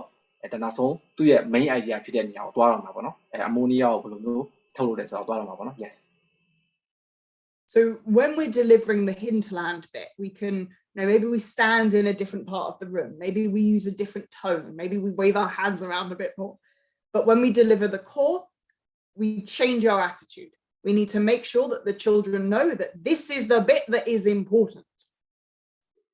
အဲ့တော့ဆရာမကဆက်လက်ပြောတဲ့ပုံမြင်ပြပြနေတဲ့အချိန်ဒီမှာပေါ့နော်လူတွေကငှက်ညစ်ကြေးနဲ့အမေရိကန်တောင်ပိုင်းမှာပေါ့နော်တိုက်ခိုက်နေကြတာပေါ့နော်တောင်တိုက်ခိုက်နေကြတယ်ပုံမြင်ပြပြတဲ့အချိန်ဒီမှာတော့ဆရာမပြပြရွှင်နဲ့လက်ဟန်ချင်နဲ့ပြပြလို့ရတယ်ဒါပေမဲ့ကျွန်တော်တို့ရဲ့ပုံမြင်ပြောနေတဲ့အချိန်မှာကျွန်တော်တို့ကျောင်းသားတွေကိုပြပြနေတဲ့အချိန်ရဲ့စိတ်ကဒါလွတ်လပ်ပျော်ပါပျော်ရွှင်နေတဲ့စိတ်ပုံစံမျိုးပေါ့နော်ဒါပေမဲ့လည်း main idea ပေါ့နော်အမိုနီးယားဘယ်လိုမျိုးလုပ်တော့မယ်ဆိုတာကိုအဓိကကျောင်းသားတွေရဲ့ဆက်စီနေတဲ့အကြောင်းအရာကိုပြောပြရမယ်ဆိုရင်ကျွန်တော်တို့ရဲ့စိတ်နေစိတ်ထားကိုပြောင်းပြရအောင်မယ်ပေါ့နော်ဘာလို့လဲဆိုတော့ကျောင်းသားတွေကိုကျွန်တော်တို့ဒီဟာကကျောင်းသားတွေကိုကျွန်တော်တို့ကရစေချင်တဲ့ဟာမျိုးဆိုတော့ကျောင်းသားတွေသိဖို့လိုအပ်တယ်ပေါ့နော်အဓိကအားဖြင့်တော့ serious ဖြစ်ဖို့လိုအပ်တယ်ပေါ့နော်အဲ့ဒီအချိန်ကြီးမှာဆိုရင် yes So far we've looked at task quantity, making sure that we deliver the information in the small pieces, making sure that we're not overwhelming our students with the amount of information coming at them. And we've looked at content demand, how we make sure that the only bit that is difficult is the stuff that we can't avoid being difficult. ကျွန်တော်တို့အခုလက်ရှိမှာဒီ challenge ဆိုတဲ့ equation ကိုပေါ့နော်ပြောတာ corner လို့ကိုရှော့ချတဲ့အချိန်မျိုးပြောပြတဲ့အခါမျိုးမှာဆိုရင်ဒီ equation ကဒါဆရာမပြပြနေတဲ့ equation ပေါ့နော်အဲ့ equation မှာဆိုရင်အပေါ်က point way မှာဆိုရင် task quantity ကြောင်းကိုလည်းကျွန်တော်ပြပြသွားတယ် task quantity ကဘာတွေပါလဲဆိုရင်ဆက်ပြောတဲ့အတိုင်းပဲပုံကြီးကိုပြလိုက်တယ်ကျောင်းသားတွေချင်းတက်မြင်မှာမဟုတ်ပေါ့နော်အဲ့တော့ပုံစင်ကြီးတွေခွဲပြီးတော့ပြတာပေါ့နော်မြင်စီချင်းနဲ့ကျောင်းသားနဲ့ပတ်သက်ပြီးတော့ဒါ task quantity ကို short ချလိုက်ရပေါ့နော်နောက်တစ်ခုက content demand ကိုတော့ကျွန်တော်တို့ကခက်ခဲတဲ့အကြောင်းအရာတော့ခက်ခဲတဲ့ပုံစံတိုင်းပဲတင်ပေးလို့ရမယ်ပေါ့နော်ဒါပေမဲ့လည်းတင်တဲ့ပုံစံမျိုးမှာဆိုရင်ကျောင်းသားတွေအတွက်စိတ်ဝင်စားမှုပို့ပြီးတော့မြင့်တက်လာအောင်တိစောက်တဲ့ကျောင်းသားတွေအတွက်ဒီတွေးခေါ်အဓိကအဖြစ်တော့ကျောင်းသားတွေကဒီဟာကလေ့လာတာတကယ်သူတို့လက်တွေ့ပေါ်နဲ့ဆက်ဆက်တယ်ဆိုတဲ့အကြောင်းနဲ့ပတ်သက်ပြီးတော့စင်ကြီးတွေဆွဲခေါ်ပြီးတော့ပြသွားတာပေါ့နော်အဲ့တော့ပထမအဆုံးအနေနဲ့မြင်တွေ့လို့မရတဲ့အရာတွေဆိုရင်ဥပမာအဖြစ်နဲ့ဒီမြင်တွေ့လို့အကင်ပြောလို့ရတဲ့အရာနဲ့ဥပမာပြတယ်ပြပြီးတော့နောက်ထပ်ဘာနဲ့ထပ်ပြောလဲဆိုတော့ပုံမြင်ကိုထပ်ပြောတယ်ပေါ့နော်ပုံမြင် Hinterland လို့ခေါ်တဲ့ပုံမြင်ကိုထပ်ပြောတယ်ပုံမြင်တွေပြောတဲ့အခါမျိုးမှာဆိုရင်လည်းကျွန်မဆောင်းပြောတဲ့ attitude ပေါ့နော်လက်ဟန်ချီရန်နဲ့ပြတယ်ပြပြီးတော့ဒါ attitude ဒီပျော်ဝါးပျော်ရွှင်နေတဲ့ attitude နဲ့ပေါ့နော်ဒါပေမဲ့လည်းနောက်ဆုံး main idea ဖြစ်တဲ့ goal ကိုသွားတဲ့အခါမျိုးမှာဆိုရင်တကယ် serious ဖြစ်တဲ့ပုံစံမျိုး attitude နဲ့ပြသွားတယ်ပေါ့နော်ဒါကတော့ content demand အဲ့တော့အပေါ်ဆုံးတစ်ခုက task quantity နဲ့ content demand ပေါ့နော်ဒီနေ့ကိုကြောင်းဆံမပြသွားတာဖြစ်ပါတယ် yes So when we want to increase the cognitive load, when we want to make something more challenging, we increase either of these things. We can increase this one, but it's better to increase this one. တကယ်လို့ကျောင်းသားကိုပို့ပြီးတော့ challenge ဖြစ်တဲ့ပေါ့နော်ခက်ခဲတဲ့ကျောင်းသားတွေလုပ်စီခြင်းလဲဆိုရင်ကျွန်တော်တို့ကနှစ်ခုလုံးကိုတိုးပြီးလို့ရတယ်ပေါ့နော်နှစ်ခုလုံးပုံပြီးတော့အပေါ်ပိုင်းဝေကိုတိုးတယ်ပေါ့နော်ပိုင်းဝေကဆိုတော့ task quantity ကိုတော့ကျွန်တော်တို့တိုးလို့မရဘူးပေါ့နော် task quantity ကတော့ဒါဒီဘယ်လိုမျိုးဖြည့်ရှင်းမလဲဘယ်လိုမျိုးနားလည်အောင်လုပ်မလဲဆိုတော့ပိုင်းတော့ကျွန်တော်တိုးလို့မရဘူးဒါပေမဲ့ဘယ်နေရာမှာတိုးလို့ရလဲဆိုတော့ content demand မှာသွားပြီးတော့တိုးလို့ရတယ်ပေါ့နော် yes Sometimes though we know that this is going to be way too hard for most of our students. It's something that they need to know, but it's just a little bit beyond them. So what we then need to do is we need to build on this part of our equation. Which part of your equation? The denominator? The bottom. Okay, yes. ဆရာမကျွန်တော်ပြောတဲ့အတိုင်းပဲပေါ့နော်ဒီ content demand ကခက်ခဲတယ်ပေါ့နော်အဲ့တော့ခက်ခဲတဲ့အကမျိုးမှာဆိုရင်ခက်ခဲတဲ့အကြောင်းအရာကိုတော့ခက်ခဲတဲ့ပုံစံမျိုးပဲဖြစ်နေမှာပဲပေါ့နော်ဒါပေမဲ့ခက်ခဲတဲ့အကြောင်းအရာကို short ချဖို့အတွက်ဆိုရင်ကျွန်တော်တို့ content demand ကို short ချဖို့အတွက်ဆိုရင်ဘာလုပ်လို့ရလဲဆိုတော့အောက်ပိတ်ဆုံးပိုင်းကြီးကဟာကိုတုံးလို့ရတယ်ပေါ့နော် yes So when we want to decrease the challenge, when we want to decrease the cognitive load, we can make sure that our students are what we call activating their prior knowledge. အဲ့တော့ကျွန်တော်တို့စနိုက်ပြောတဲ့အတိုင်းပဲဒီ content demand ကိုချက်ချလိုက်ခါမျိုးမှာဆိုရင်ကုန်တဲ့လို့ပေါ့နော်ကျောင်းသားရဲ့တွေးရခေါ်တဲ့ဟာကိုချက်ချခြင်းတဲ့ဟာမျိုးမှာဆိုရင် prior knowledge ပေါ့နော်ကျောင်းသားကအရင်တော့အလေ့လာထားတဲ့ prior knowledge ကိုပြန်ခေါ်တယ်ပေါ့နော်ဆရာမကပြန်ပြီးတော့ activate ပြန်လုပ်ပေးတယ်ပေါ့နော်အရင်တော့က prior knowledge ကိုပြန်ပြီးတော့ activate ပြန်လုပ်ပေးတယ်ပေါ့နော်ဒါကတော့ကျွန်တော်ဆရာမတို့သိပြီးသားပါပဲမနေ့ကတင်တဲ့တောင်းလို့လည်းအရင်တစ်လားတင်တဲ့ lesson တွေကိုဒီနေ့မနေ့ကတင်တဲ့ lesson ကိုနေ့တင်တဲ့ lesson နဲ့ဆက်ဆက်ပြီးတော့ပြတာပေါ့နော်ပြန်ခေါ်တာပေါ့နော်မသိခင်မှာဒါတော့ဆရာမတို့လုပ်နေကြပုံစံနဲ့ဖြစ်ပါတယ် yes I'm going to apologize because my slides aren't loading properly. So unfortunately,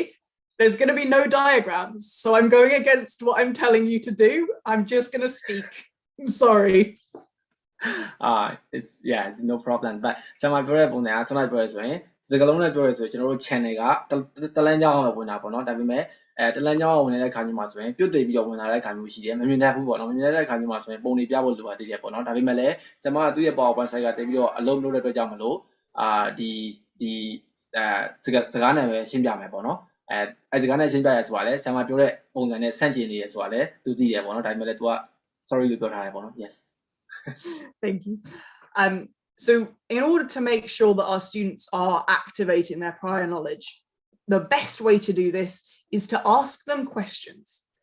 Not questions like, do you know this? Because they will say yes, whether they know it or not. အဲ့တော့ prior knowledge ကိုပြန်ခေါ်မယ်ပေါ့နော်အရင်တော့အကြောင်းသားကိုသင်ထားခဲ့တဲ့အရာတွေသူတို့သိလောက်မဲ့အရာတွေပြန်ခေါ်တော့မယ်ဆိုရင်မေးခွန်းတွေမေးဖို့လိုအပ်တယ်မေးခွန်းမေးတဲ့အခါမျိုးမှာဆိုရင်မင်းဒါကိုသိလာလို့မရမယ့်ပုံစံမျိုးမဟုတ်ဘူးပေါ့နော်အဲ့တော့မင်းဒါကိုသိလာဆိုအကြောင်းသားတွေကသိရလို့ပြန်ဖြေမယ်ပေါ့နော်အဲ့တော့အဲ့မေးခွန်းတော့ဆရာမမေးတင်ကိုပြောတယ်ပေါ့နော် yes And they're not saying, yes, I know this because they're lying to you or to me, but because when you say, you know, do you know this? It brings up a bit in their head that goes, this seems familiar. And they take that as, yeah, I know it. Yes. Yeah. ဆရာမအခုကျွန်တော်ပြောနေတာကဆနာ do you know this လို့မေးရဆိုရင်ဒါကိုသိလားလို့မေးရဆိုရင်အကြောင်းသားကသိရလို့ပြောရဲဆိုတာသူကဒါလိန်ပြီးတော့ပြောတာမဟုတ်ဘူးပေါ့နော်ဒါပေမဲ့လည်းဒါတွေကသင်ခန်းစာတစ်ခုနဲ့တစ်ခုက တခါကြမဟုတ်တော့များခက်စစ်နေဖြစ်နေတယ်ပေါ့အဲ့ကြောင့်မို့ကျောင်းသားကဒါကိုတိလာလို့မေးရဆိုရင်တိရလို့ပဲပြန်ဖြေရတဲ့အနေအထားမျိုးမှာရှိတယ်ပေါ့နော် yes So instead what we need to do is we need to ask them questions that actually check that they know it. So what do they need to know in order to be able to answer what I'm going to ask them next? ဒီပထမအဆုံးအနေနဲ့ဆိုတော့ဒီဒါကိုသိလာလို့မေးမယ့်အစားပေါ့နော်ပထမအဆုံးနေကျောင်းသားကိုမေးဖို့လိုအပ်တာကနောက်ထပ်မေးမယ့်အရာနဲ့ပတ်သက်ပြီးတော့ကျောင်းသားဆရာမတင်မယ့်အရာနဲ့ပတ်သက်ပြီးတော့နောက်ထပ်မေးမယ့်အရာနဲ့ပတ်သက်ပြီးတော့ကျောင်းသားကိုသိစေချင်တဲ့အကြောင်းအရာနဲ့ပတ်သက်ပြီးတော့ပြောချင်တာပေါ့နော်ဥပမာအပြင်အစင်ဒီတစင်ချင်းတွေတိဆောက်သွားတာပေါ့နော်ပထမအဆုံးအနေနဲ့ကျောင်းသားကိုနားလည်အောင်ဒီကိုတင်မယ့်အရာအခက်အခဲပဲသုံးအပိုင်းပေါ့နော်အခက်အခဲဆုံးအပိုင်းနေရာမှာဒီအရေးပါတဲ့အပိုင်းတစ်ပိုင်းကိုထုတ်ပြီးတော့မေးတယ်ပေါ့နော်ဒါကဘယ်လိုမျိုးလဲဒါကိုသိလားဒါကဘယ်လိုမျိုးလဲပေါ့နော်အဲ့ဒါကိုမေးတယ်မေးပြီးတော့မှဘာလို့မေးလဲဆိုတော့အဲ့ကိုမေးလိုက်တဲ့ပထမဆုံးမေးခွန်းကနောက်ထပ်ကျောင်းသားကိုသိစေချင်တဲ့အကြောင်းအရာနဲ့ဆက်ဆက်တယ်ပေါ့နော် yes So if I was teaching again for example energy and I wanted to talk about gravitational potential energy there are 3 things that students need to know and need to understand အဲ့တော့ဒီဆရာမကအခုဥမာနဲ့ပြောရမယ်ဆိုရင် energy စွမ်းအင်နဲ့ပတ်သက်ပြီးတော့သင်တော့မှာပေါ့နော်ဘယ်စွမ်းအင်လဲဆိုတော့ potential gravitational potential energy နဲ့ပတ်သက်ပြီးတော့သင်ကြားမဲ့သင်ခန်းစာကိုဆရာမပြောပြမယ်ပေါ့နော်ဆရာမသူဘယ်လိုသင်လဲဆိုရင်ပထမအဆုံးအနေနဲ့ကျောင်းသားတွေဒီ potential energy နဲ့ပတ်သက်ပြီးတော့3ခုသိဖို့လိုအပ်တယ်ပေါ့နော် yes so hopefully this will work can you see this yes okay so if we need gravitational potential energy they need to know mass they need to know gravitational field strength and they need to know height အဲ့တော့ကျွန်တော်တို့ energy သင်တော့မယ်ဆိုရင်သူတို့ဘာကိုသိဖို့လိုလဲဆိုတော့စွမ်းအင်ကဘယ်လိုမျိုးရတာလဲဆိုရင်သူတို့သိဖို့လိုအပ်တာက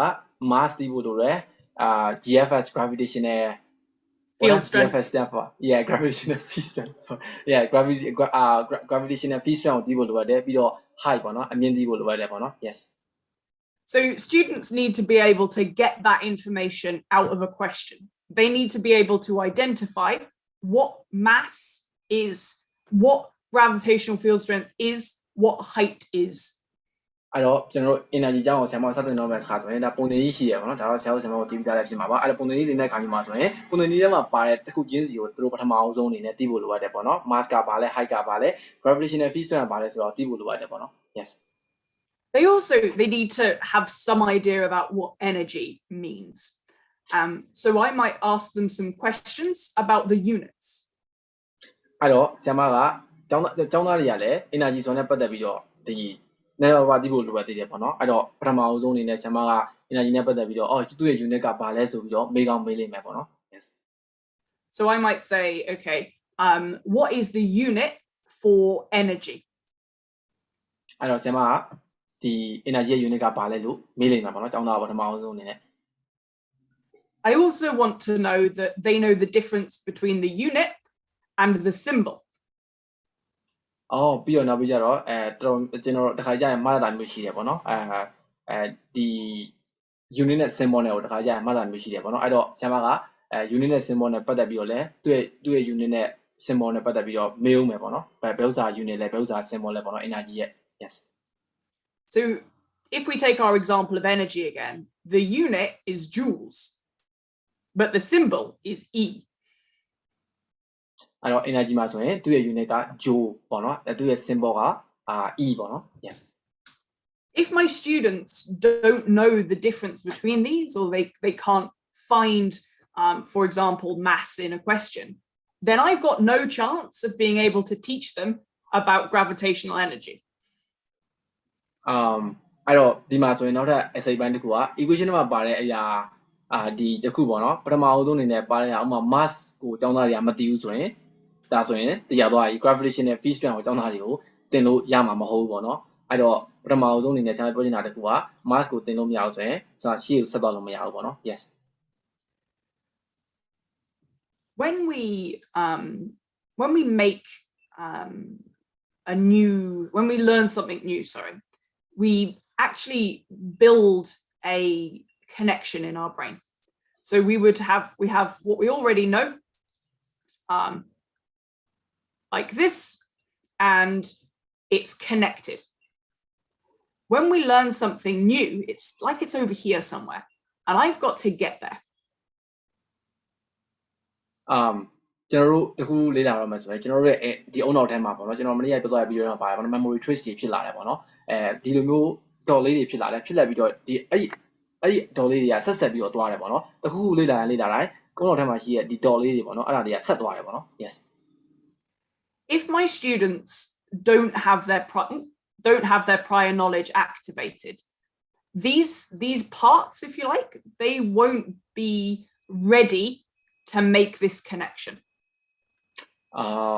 အဲ့တော့ကျောင်းသားတွေရဲ့အုံနောက်ထဲမှာပေါ့နော်ဒါကဒီသိပ္ပံပညာကုန်တဲ့ဆိုင်ရာဆိုရင်ကျောင်းသားတွေရဲ့ဒီအရင်တော့သိထားတဲ့ prior knowledge ကိုပေါ့နော်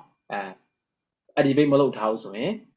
အုံနောက်ထဲမှာဒီလိုမျိုး dot လေးတွေပေါ့နော်အတစ်တစ်ခုလေ့လာတိုင်းအဲ့ dot လေးတွေကဆက်ဖို့ပေါ့နော်ဆက်သွားဖို့အတွက်ခက်ခဲသွားလိမ့်မယ်ပေါ့နော်အဲ့တော့ prior knowledge ကိုပြောချင်တဲ့အဓိကချက်ကတော့အဖြစ်မနေ activate လုပ်ပေးဖို့လိုအပ်တယ်ပေါ့နော်ပြန်ခေါ်ပေးဖို့လိုအပ်တယ်ပေါ့နော်ရှေ့ကသိထားတဲ့အကြောင်းအရာနဲ့ချိတ်ဆက်ပြီးတော့ yes We call this whole thing, we call it a schema. ဒီပုံစံပေါ့နော်ဒီအကုန်လုံးကိုဒီမှာရှိတဲ့အဆက်လေးရောဆက်တဲ့ပုံစံတွေရောပေါ့နော်အဲ့ဒီအကုန်လုံးကို schema လို့ခေါ်တယ်ပေါ့နော် yes And when we learn something new, what we do is we build it into our schema. We make the links between the new thing and the old things that we already knew. ဒီမှာဆိုရင်ကျွန်တော်တို့ prior knowledge ကို activate လုပ်တဲ့အခါမျိုးမှာဆိုရင်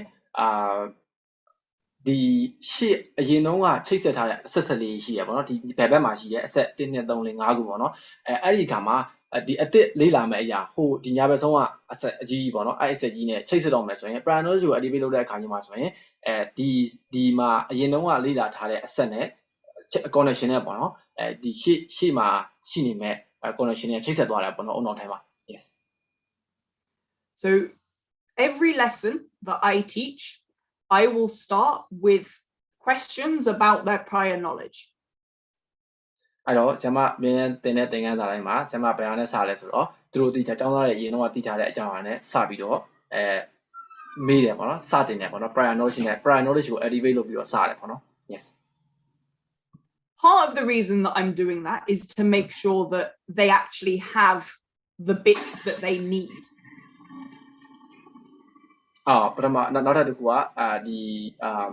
ဆရာမစာသင်တော့မယ်ဆိုရင်သူတို့မှာတည်တဲ့အနေထားပေါ့နော်တည်ထိုက်တဲ့အချက်တွေသူတို့တီးပြီးလားဆိုတဲ့ဟာမျိုးနဲ့ပထမဆုံးနဲ့စတယ်ပေါ့နော်ဒါကလည်း prior knowledge နဲ့ဆက်ဆက်သွားတာပါပဲ yes If they don't have the prior knowledge, then I need to teach it to them, and I need to teach it to them before moving on. သူတို့မှာဒီ prior knowledge မရှိဘူးဆိုရင်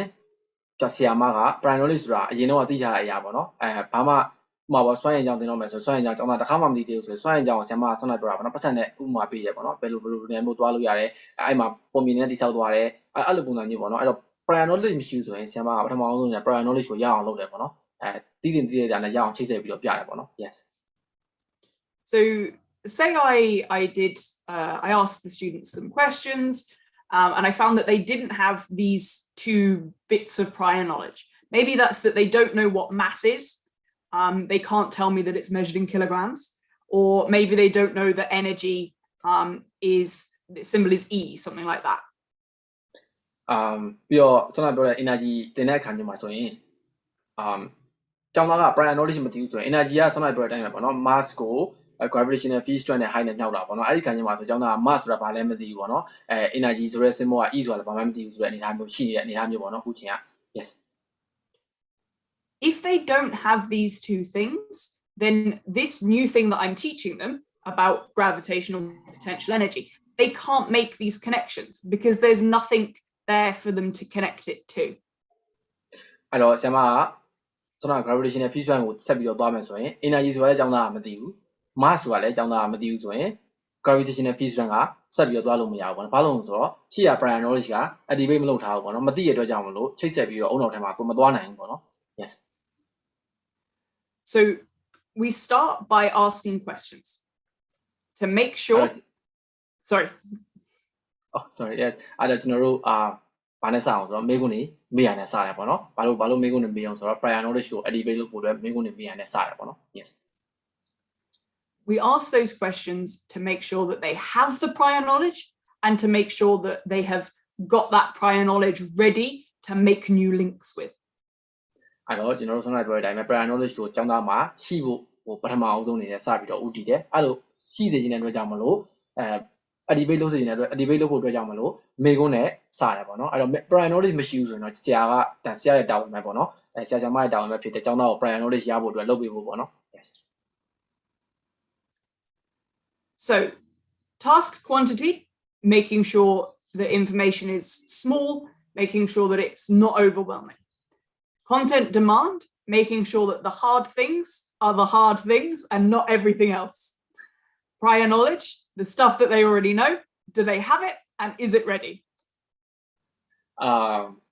ပထမအောင်ဆုံးအနေနဲ့ equation မှာကျွန်တော်တို့အခုလက်ရှိ3ခုမြောက်ကိုပြောပြသွားရပါတော့အဲ့တော့3ခုမြောက်ကိုပြန်ပြောရမယ်ဆိုရင်ပထမအောင်ဆုံးက task quantity ပေါ့ task quantity မှာဆိုရင်ခုနကပြောတဲ့အတိုင်းပဲပေါ့နော်ပုံကြီးရှိရဲ equation ပြထားတာပေါ့နော်ဘုန်းတွေပြောင်းနေရတဲ့ပုံစံတွေအဲ့ဒီခါမျိုးမှာဆိုရင်ကျောင်းသားရဲ့တွေးခေါ်တဲ့ပုံစံကို short ချပေးဖို့အတွက်တစ်စင်းချင်းစီ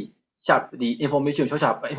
တာမဟုတ်ပေါ့နော်တစ်စင်းချင်းစီ quantity ကို short ချပေးတာပေါ့နော်လောက်အောင်မဲ့စွမ်းရည်ကို short ချပေးတာပေါ့နော်ဒါကိုကြည့်ပေါ့တစ်ပြက်တည်းမှာပဲကို short ကြည့်လောက်ခိုင်းတာမဟုတ်ဘူးပေါ့နော်ဒါကို task quantity နောက်တစ်ခုက content demand ကခက်တယ်ဆိုတာဟုတ်တယ်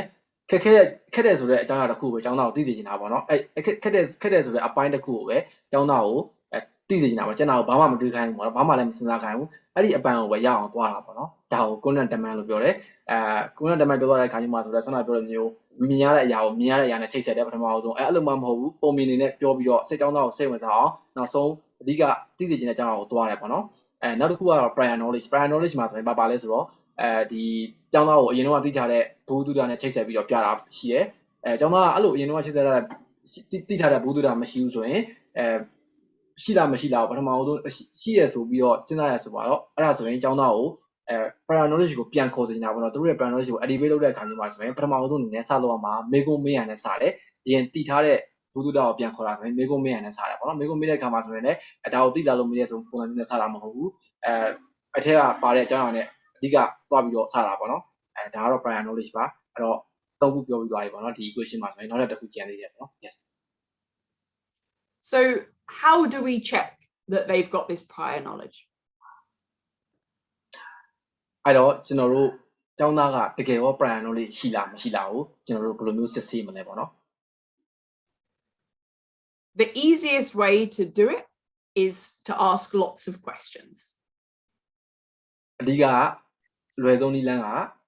ဘယ်လိုမျိုးကျောင်းသားက prior knowledge အရင်တော့ဘူးတူတာရှိတာမရှိတာကိုဒါလွယ်ဆုံးနည်းလမ်းကဆရာတို့ဆရာမတို့သိပြီးသားပါကျောင်းသားကိုမိကုန်းတွေအများကြီးမေးရတဲ့စတယ်ပေါ့နော်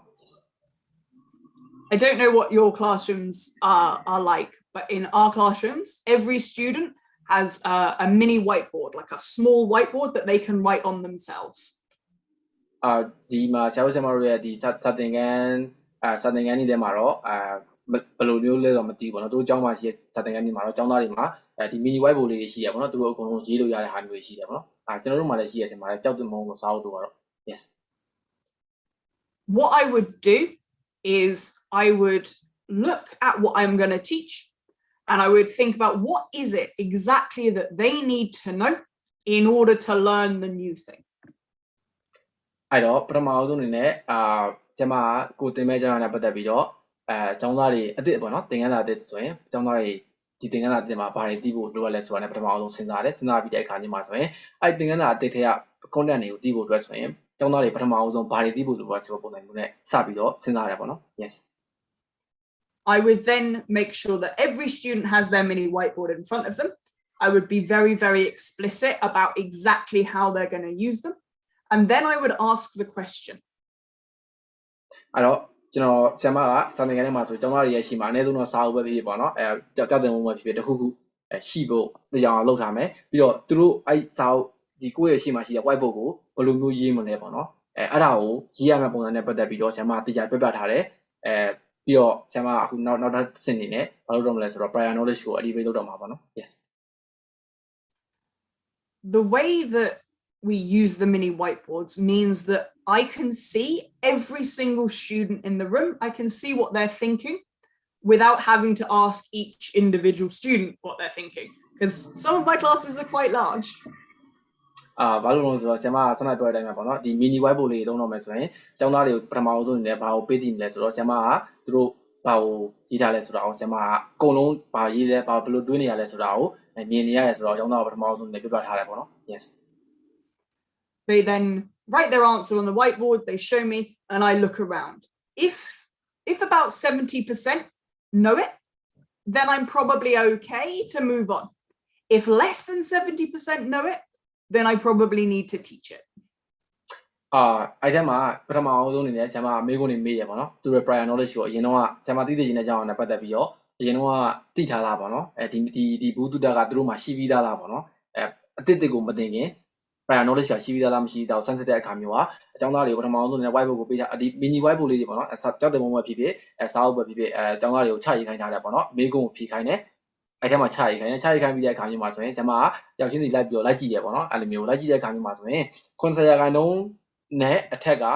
ဒီဖြူကိုသိရဆိုရင်ဒါရှေ့ဆက်ပြီးတော့တင်လို့ရတာပေါ့နော်90%အောက်ဆိုရင်ရှေ့ဆက်ပြီးတော့တင်လို့အဆင်မပြေဘူးပေါ့နော်အဲ့တော့ prior knowledge ကိုဆရာမကပြန်ပြီးတော့သင်ကြားပေးဖို့လိုအပ်တယ်ပေါ့နော် yes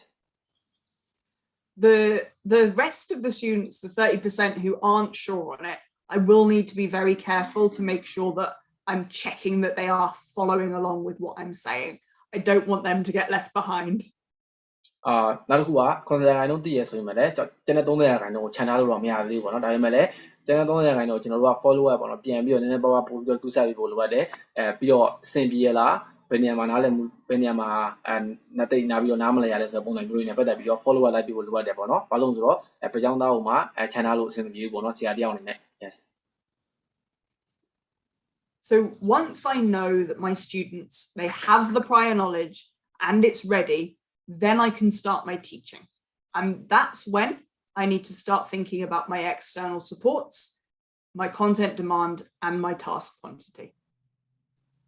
အဲ့တော့ဆရာမကကျောင်းသားတွေမှာ prior knowledge ရှိပြီဆိုတာနဲ့နောက်တစ်ဆင့်ကိုဘယ်မှာခုန်တက်လို့ရလဲဆိုတော့external support ဆိုတဲ့အပိုင်းကိုဆက်သွားလို့ရပြီပေါ့နော်external support အပိုင်းကိုဆက်သွားပြီးတော့ဒါကျွန်တော်တို့ဒါဆရာမအကုန်လုံးကိုပြန်ပြီးတော့ရှင်းပြအောင်မယ်ပေါ့နော်အခုလောလောဆယ်ကတော့ကျွန်တော်တို့သုံးခုပြောသွားပြီ task quantity ရဲ့ content demand ရဲ့ prior knowledge ရဲ့အဲ့တော့ prior knowledge ကျောင်းသားမှာရှိမှန်းသိသွားပြီအဆင်ပြေသွားပြီဆိုရင်နောက်တစ်ဆင့်ဖြစ်တဲ့ external support ကိုသွားလို့ရပြီပေါ့နော် yes Our external supports are the things that we put in place in order to help the students access the content. External supports ကဒီ content အနေနဲ့ပြုမှုတယ်ပေါ့နော် content အနေနဲ့တည်ရှိရပေါ့နော်ဒါပေမဲ့ဆရာမအခုလောလောဆယ် external support အနေနဲ့ external support ဆိုတာဘာကိုဆိုလိုရလဲဆိုတော့ပြပြသွားမှာဖြစ်ပါတယ် yes So that could be something like it could be a textbook so they can look stuff up if their prior knowledge isn't that great. It could be maybe a student needs it to be printed really big. Maybe they can't see very well and they need the large font. Lots and lots of different things can be our external supports. external support ကတော့အများကြီးရှိတယ်ပေါ့နော် external support ကဥပမာပြကျောင်းသားကို textbook ပေးထားတာပဲဖြစ်တယ်ပေါ့နော် textbook လည်းဖြစ်နိုင်တယ်textbook မဟုတ်ဘူးဆိုရင်လည်းပုံတွေပါတယ်ပေါ့နော်ကျောင်းသားကိုအရင်တော့ prior knowledge ကတိတ်ပြီးတော့မကောင်းသေးဘူးဆိုရင်လည်း textbook ကိုကြည့်ခိုင်းပြီးတော့လုပ်ခိုင်းနိုင်မှုလည်းဖြစ်နိုင်တယ်ပေါ့နော်external support ကတော့အများကြီးဖြစ်နိုင်တယ်ပေါ့နော် yes In my classroom all of my students have a booklet and that booklet has some explanations in it has some of the information it has all of the questions and the students they each have their own what this means is that they can look back whenever they need to သူတို့သူ့ရဲ့စာသင်ခန်းထဲမှာတော့booklet စာအုပ်တွေချုပ်ထားတာရှိရပေါ့နော်ဆရာမမေးတဲ့မေးခွန်းတွေနဲ့ပတ်သက်ပြီးတော့အဖြေစာအုပ်ရှိရပေါ့နော်အဲ့ဒီအဖြေစာအုပ်ဆိုရင်လည်းကျောင်းသားတွေကဒီအရင်တော့ prior knowledge နဲ့ပတ်သက်ပြီးတော့မေ့သွားတယ်ပြန်သိကျင်တယ်ပေါ့နော်အဲ့မေးခွန်းနဲ့ပတ်သက်ပြီးပြန်ကြည့်နေတယ်ဆိုရင်အချိန်တိုင်းပြန်ကြည့်လို့ရအောင်မေးခွန်းနဲ့အဖြေနဲ့ထုတ်ပေးထားတယ်ပေါ့နော်သူ့စာသင်ခန်းထဲမှာ yes So if we were to kind of think about our challenge equation kind of when each step if you like when each part comes into the classroom the first thing that we think about is the content demand အဲ့တော့ဘယ်လိုပဲဖြစ်ဖြစ်ပေါ့နော်ဒီကျောင်းသားကိုစတင်ရမယ်ဆိုရင်ဒီ challenge equation မှာဆိုရင်ကျွန်တော်တို့တင်ပ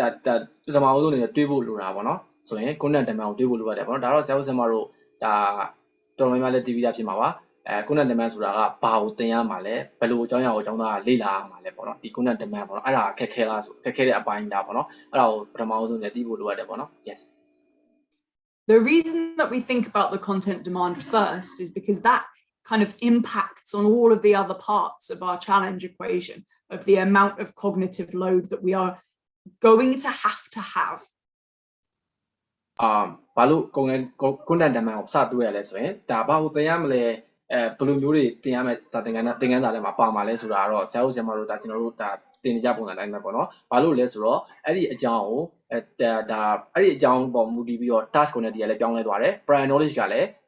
မေးရမေးခွန်းကလည်းပြောင်းလဲသွားနိုင်တယ်ပြီးတော့ external support ကလည်းဘယ်လို external support ပေးရမလဲဆိုတော့စဉ်းစားရမယ့်ပုံစံမျိုးဖြစ်တယ်ပေါ့နော်အဲ့တော့ content demand ကိုစပြီးတော့တွေးဖို့လိုအပ်တယ်ပေါ့နော် yes if the thing that we're trying to teach is not very abstract, it's something that's quite easy to understand, then we don't need to provide so many external supports and our task quantity can be higher.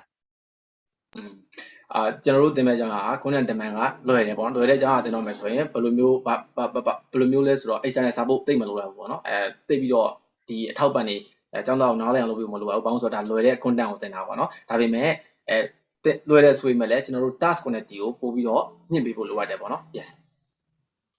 if we went back to that first example unfortunately I can't show you with the bonds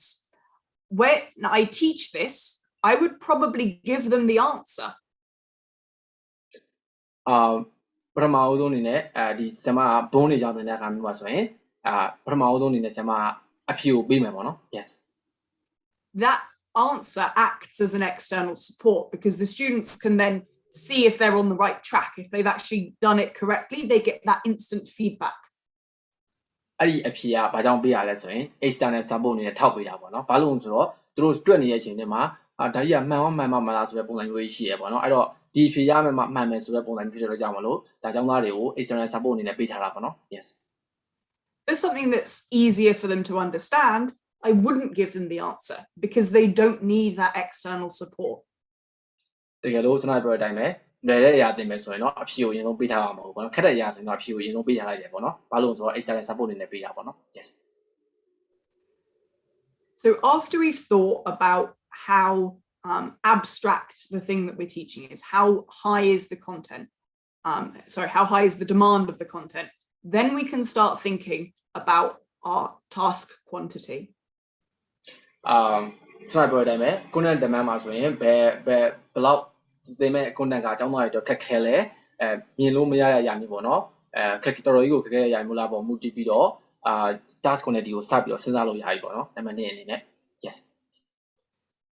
when we think about our task quantity it's also about our explanation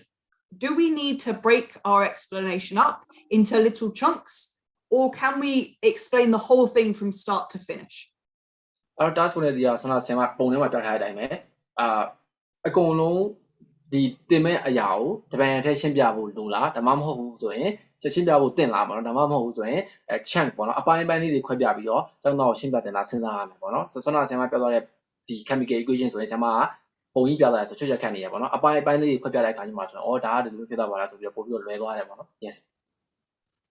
one of the things that I teach is about it's called a life cycle assessment it's about looking at the impact of something across its entire life from when it's manufactured all the way through to when it's disposed of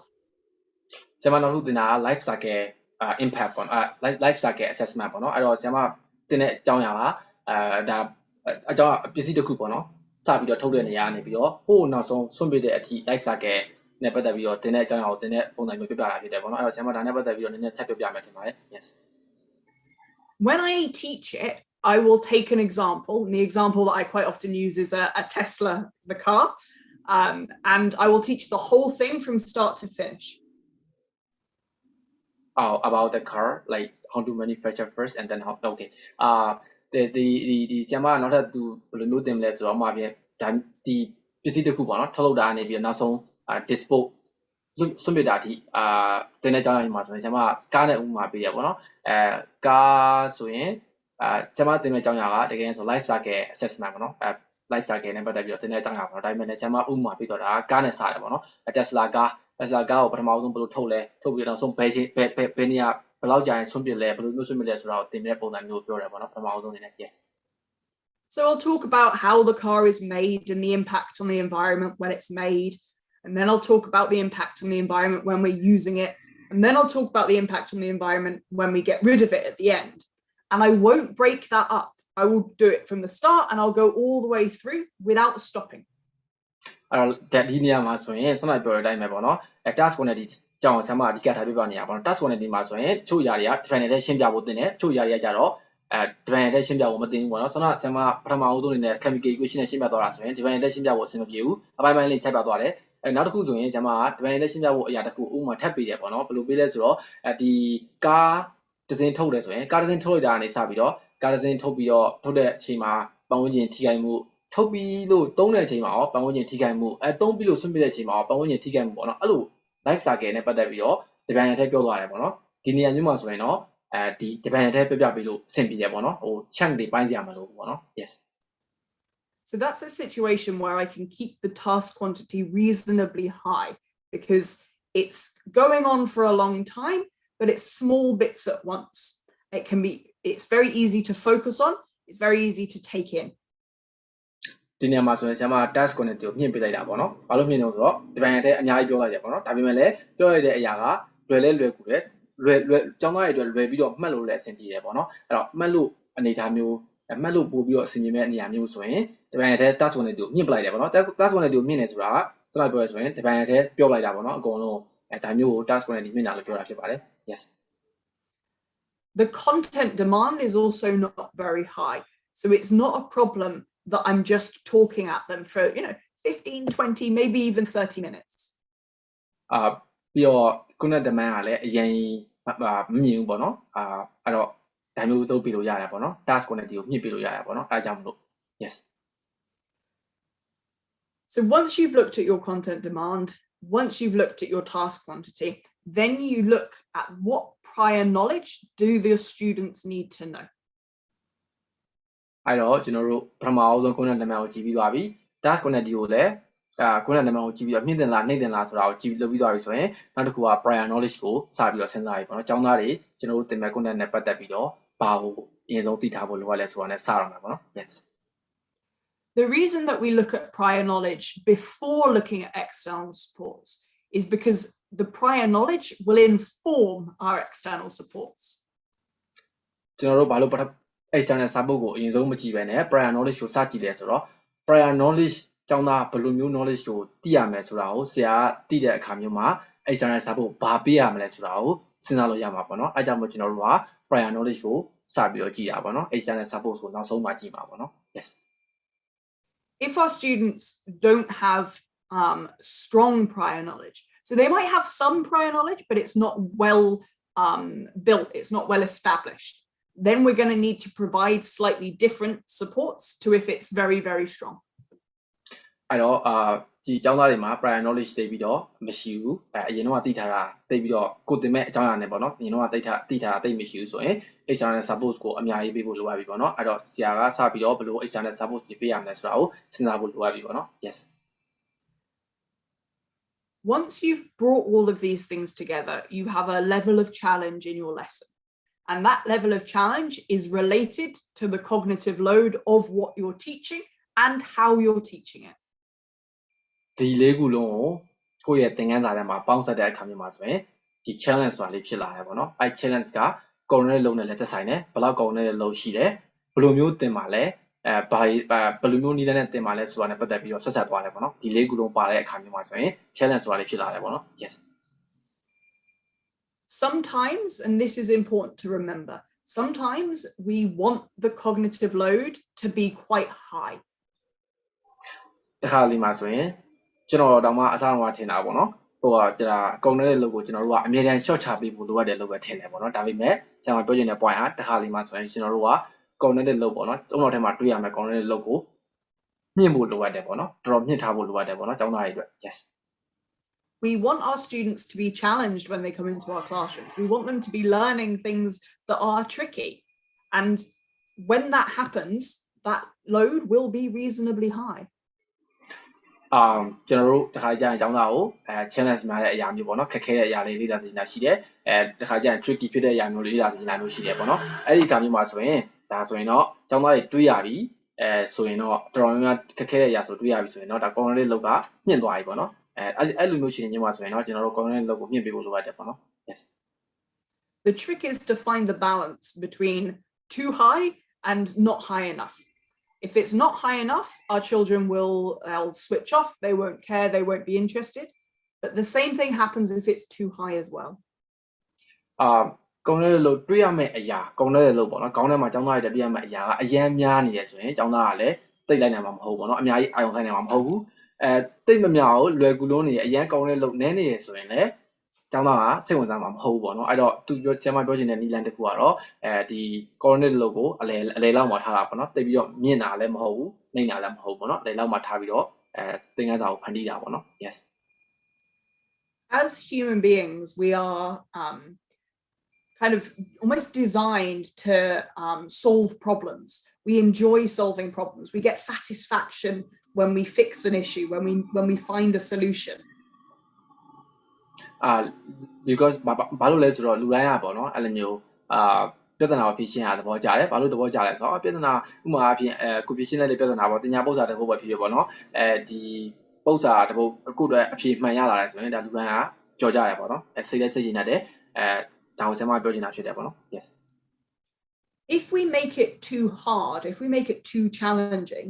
then our students they won't be able to solve the problem. ကျွန်တော်တို့ကသင်ခန်းစာကုန်တဲ့လုပ်ကိုတော်တော်ကြီးကိုခက်ခဲတယ်ပေါ့နော်ခက်ခဲတဲ့ဒီအမြင်ကြီးပေးထားတယ်ဆိုရင်ကျောင်းသားတွေအတွက်တော်တော်ဘယ်ပြောရမလို့ကျောင်းသားတွေစိတ်ဝင်စားမှာမဟုတ်ဘူးเนาะဖြည့်ရှင်းဖို့အတွက်အဲ့ပြဿနာကို yes But at the same time if it's too easy then they don't get the satisfaction of solving the problem either because it isn't tricky. They can't sink their teeth into it. အဲ့ဒီချိန်ထဲမှာပဲအရန်လက်ကူလုံးနေရဆိုရင်လည်းဖြည့်ရှင်းနိုင်သွားရဆိုရင်ကျောင်းသားတွေအတွက်ဒါသိပြီးတော့ဘယ်လိုပြောမလဲစိတ်ကျဉ်တတ်မှုရမှာမဟုတ်ဘူးပေါ့နော်စိတ်ကျဉ်တတ်မှုမရတဲ့အတွက်ကြောင့်ကျောင်းသားတွေအတွက်ဒါစိတ်ဝင်စားမှုနည်းတယ်ပေါ့နော် yes So if we kind of look at our four things that we've got we can talk about increasing some of them and we can talk about decreasing some of them ကျွန်တော်တို့ဒီမှာ၄ခုလုံးကြည့်တဲ့အခါကျမှဆိုရင်တချို့ຢာတွေအကုန်လုံးကို short ချလို့ရတယ်တချို့ຢာတွေအကုန်လုံးမြင့်တင်လို့ရတယ်ပေါ့နော်ဒါတော့ဇာတ်ဆံမကိုသင်ကြားမဲ့သင်ခန်းစာ content တန်းမှန်မှာမူတည်တယ်ပေါ့နော်ပထမအဆုံးအနေနဲ့ yes We want to decrease the task quantity as much as possible ကျွန်တော်တို့ရဲ့အဓိကကျောင်းဆရာတယောက်အနေနဲ့အဓိကဒီလုပ်ချင်တဲ့အကြောင်းကတော့ task quantity ပေါ့နော်တွေးရမယ်စဉ်စဉ်ကြည့်ရမယ်စဉ်စဉ်ကိုနည်းနည်းဒီမှာနည်းအောင်လုပ်ပြီးဖို့လိုတယ်ပေါ့လုပ်ချင်ကြတယ်ပေါ့နော်ဆရာတော်များများ yes We want to increase the prior knowledge as much as possible စာသင်တဲ့အခါဒီမှာကျောင်းသားတွေရဲ့အရင်တော့သိထားတဲ့အသိပညာပေါ့နော် prior knowledge ကိုပို့ပြီးတော့တိုးတက်ပို့ပြီးတော့ဒီသိဖို့များတဲ့အများအောင်ကျွန်တော်တို့ကလုပ်ချင်တယ်ကျွန်တော်တို့လုပ်တင်တယ်ပေါ့နော် yes The content demand ideally we want to keep it quite low but some things like I keep saying some things are just hard content demand ကတော့ပုံမှန်အဖြစ်တော့ဒါကျွန်တော်တို့ဒီတခါကြရင်တော့ content demand ကိုတော့အများကြီး challenge ကြီးဖြစ်တာကြီးကိုပေါ့နော်မပေးချင်ဘူးပေါ့နော်ဒါပေမဲ့လည်းတခါလေမှာတချို့ຢာတွေကခက်ခဲတဲ့အရာမျိုးတွေရှိရပါတော့ခက်ခဲတဲ့အရာတော့ခက်ခဲတဲ့အရာတိုင်းရှိတယ်ပေါ့နော် yes If we decrease our task quantity we increase our prior knowledge we keep our content demand as low as we can then sometimes we don't even need our external supports အဲ့တော့ကျွန်တော်တို့ကျွန်တော်ပြောရမယ် prior knowledge ကို increase ဒီတိုးမြင့်ထားတယ်ပေါ့နော်အရင်တော့ကျောင်းသားသိထားတဲ့ဘူးသူတာကိုတိုးမြင့်နိုင်တယ်ဆိုရင် task quantity က short ချလို့ရတယ်ပြီးတော့ content demand ကိုလည်း short ချလို့ရတယ်ပေါ့နော် yes So if we summarize everything we want to present the information in words and diagrams together ပြန်ပြီးတော့ဆရာမညီကုန်းပြန်ချော်မယ်ဆိုရင်ကျွန်တော်တို့ပေးနေတဲ့ information ကိုစကားလုံးအနေနဲ့လည်းစကားလုံးအနေနဲ့လည်းတင်ပြလို့ရတယ်ပုံအနေနဲ့လည်းထည့်ပြီးတော့သုံးသင့်တယ်ပေါ့နော်ပုံလည်းပါမယ်စကားလုံးလည်းပါတဲ့ပုံစံမျိုးနဲ့သုံးသင့်တယ်ပေါ့နော် yes We don't want to give loads of information all at once ကျောင်းသားတွေကိုတော့တစ်ခါတည်းဒီပိုင်းနဲ့ထည့်information တွေအကုန်လုံးကိုပြည့်တည်ပြီးတော့မပေးချင်ဘူးပေါ့နော် yes We want to make sure that we are presenting our content going from the concrete to the abstract နောက်တစ်ခုသိထားဖို့လိုအပ်တာကဆရာဆရာမတို့အနေနဲ့ကျောင်းသားတွေနဲ့မြင်လို့ရတဲ့အရာပေါ့နော်မျက်စိနဲ့မြင်လို့ကြိုင်လို့မရတဲ့အရာပုံစံမျိုးဆိုရင်ဒီ concrete မြင်လို့ကြိုင်လို့ရတဲ့အရာနဲ့ဥပမာပေးဖို့လိုအပ်တယ်ပေါ့နော် yes One of the things that didn't come up on my slide but we also talked about was going from familiar to abstract to unfamiliar sorry အဲ့တော့ပထမဆုံးအနေနဲ့ကျောင်းသားတွေအတွက်ဆန္ဒထပ်ပြီးတော့ဒါလွယ်ကူအောင်ရှင်းပြရမယ်ဆိုရင် concrete to abstract ကိုပြန်ပြီးတော့ရှင်းပြရမယ်ဆိုရင်မရင်းနှီးတဲ့အရာကိုသွားမယ်ဆိုရင်ရင်းနှီးတဲ့အရာနဲ့စတင်တယ်ပေါ့နော်ကျောင်းသားတွေနဲ့ရင်းနှီးတဲ့အရာနဲ့စတင်တယ် yes we tell stories around the content we use the hinterland to bring the students in to make them really love what we're teaching နောက်တစ်ခုကကျောင်းသားတွေအတွက်စိတ်ဝင်စားမှုမြင့်တင်ပေးတာပေါ့နော်ဘယ်လိုမြင့်တင်လဲဆိုတော့ဒီပုံမြင်တွေပြောပြီးတော့မြင့်တင်တယ်ပေါ့နော်ဆရာပြောတဲ့ hinterland လို့ခေါ်တဲ့ပုံမြင်တွေပြောပြီးတော့မြင့်တင်ပေးတယ်ကျွန်တော်တို့ဘာလို့ဒီ content ကိုသင်ရလဲဆိုတဲ့ပုံစံမျိုးတကယ် native ပေါ်မှာဖြစ်ဖြစ်နေတဲ့အကြောင်းအရာနဲ့ပတ်သက်ပြီးတော့ချိတ်ဆက်ပြီးတော့ကျောင်းသားတွေကိုစိတ်ဝင်စားအောင်လုပ်ပေးတယ်ပေါ့နော်အဲ့ဒီအရာမှာကျွန်တော်တို့သင်ချင်တဲ့ main idea ကိုအဓိကသင်ချင်တဲ့အကြောင်းအရာကိုထပ်သွားတာပေါ့နော် yes after we brought them in with the hinterland then we move on to the core and the way that we present that information the way that we teach that stuff we do it differently so the students know that it's the important part ကျွန်တော်တို့ဆန္ဒပုံမြင်ပြောနေတဲ့အချိန်မှာကျွန်တော်တို့ကျောင်းသားတွေဆရာတယောက်အနေနဲ့ပေါ့နော်ပျော်ပျော်ရွှင်ရွှင်ပြမဲ့လက်ဟန်ချီရိုင်းနဲ့ပေါ့နော်တိတ်ပြီးတော့ serious မဖြစ်ဘူးပေါ့ပါပဲဒါပေမဲ့တကယ်ကိုပေါ့နော်တကယ်ကျောင်းသားကိုတည်ရမယ်အရာဒါကိုလေ့လာမယ်အရာဆိုရင်ကျွန်တော်တို့ရဲ့စိတ်နေကျွန်တော်တို့ရဲ့ဒီစိတ်နေစိတ်ထားပုံစံမျိုးပေါ့နော်စိတ်ရှင်တွေကလည်းပြောင်းလဲပြရတာပေါ့နော်ဒါကိုကျွန်တော်တို့ကအလေးနဲ့ထားရဲဆိုတဲ့အကြောင်းကျောင်းသားကိုပြဖို့လိုရတယ်ပေါ့နော် serious ဖြစ်တဲ့အကြောင်းပြဖို့လိုတယ်ဒီထုံနည်းနဲ့ကျွန်တော်တို့ဒီကိုဆက်သွားတယ်ပေါ့နော် yes we make sure that our students have the prior knowledge and that they are ready to use that prior knowledge by using questioning techniques like the mini whiteboards if you can နောက်တစ်ခုကကျမက prior knowledge ကိုခုနက demand ကိုစဉ်းစားပြီးသွားပြီဒါမျိုးတွေပြောပြီးသွားပြီဆိုရင် prior knowledge ကိုစပြီးတော့ activate လုပ်တော့မှာပေါ့နော် prior knowledge ကိုအရင်တော့ကျောင်းသားသိထားတဲ့ knowledge ကိုစပြီးတော့ activate လုပ်တော့မယ်ဆိုရင်ဘာလုပ်လဲဆိုတော့မေးခွန်းတွေမင်းနဲ့တများမေးတယ်ပေါ့နော်ဆိုတော့မေးခွန်းတွေမေးပြီးတော့ကျောင်းသားရဲ့ prior knowledge ကို activate ချလုပ်တယ်ပေါ့နော် yes and then when we need to we provide our students with support to make sure that they can access what we're teaching that could be a textbook that could be the person sat next to them it could be a booklet နောက်တစ်ခုကတော့ external support ပေးရပါတော့ prior knowledge ကို activate လုပ်ပြီးတော့ဆိုရင်နောက်ထပ်ကျွန်တော်တို့ content demand တို့ဒီ task quantity တို့ prior knowledge ကိုစပြီးတော့စဉ်းစားတဲ့အခါမျိုးမှာဆိုရင်ကျောင်းသားကတိတ်ပြီးတော့တိတ်နားမလဲသေးဘူးမြင်လို့မမြင်တတ်သေးဘူးအရင်တော့တိတ်ပြီးတော့ဘူးတာမရှိသေးဘူးဆိုရင်ကျွန်တော်တို့က external support အနေနဲ့ test book တွေတခြားအရာတွေပေးလို့ရသေးတယ်ပေါ့နော် yes altogether those four things can help us to control the challenge of our lesson it can help us to monitor and manipulate the cognitive load of what we are presenting အဲ့တော့ပြန်ပြီးတော့ဒီကုန်းချောင်းမှာဆိုဒီ၄ခုလုံးကကျွန်တော်တို့ဘယ်လိုမျိုးသင်နေတာလဲဘယ်လိုမျိုးသင်မဲ့ပုံစံမျိုးလဲဆိုတာကိုဖန်တီးပြီးလို့ရတယ်ပေါ့နော်ဒီ၄ခုကိုစဉ်းစားပြီးတော့နောက်တစ်ခုကကျွန်တော်တို့ cognitive load ပေါ့နော်ကျောင်းသားတွေရဲ့အုံတော်ထဲမှာတွေးရမယ်လို့ထားရှိရမယ်တွေးခေါ်နေဆိုင်တဲ့လို့ပေါ့နော်အဲ့လောက်ကတိုးမှလားတိုးလာသလားမြင့်လာသလားဆိုတာကိုဆရာမတို့ချိန်ဆလို့ရတယ်ပေါ့နော် yes and I realize that is a lot of information to go through in an hour and a half so thank you very much ဆရာမပြောနေတာဒါတော်တော်ကြီးကိုဆရာတို့ဆရာမတို့နည်းနည်းတော့များလိမ့်မယ်ပေါ့နော်တနားကြီးခွဲတဲ့အတွင်းမှာတော်တော်များတဲ့ information တွေဖြစ်မယ်ပေါ့နော်ဒါပေမဲ့ဆရာမများတဲ့အတွက်လည်း sorry လို့ပြောတယ်ပေါ့နော် yes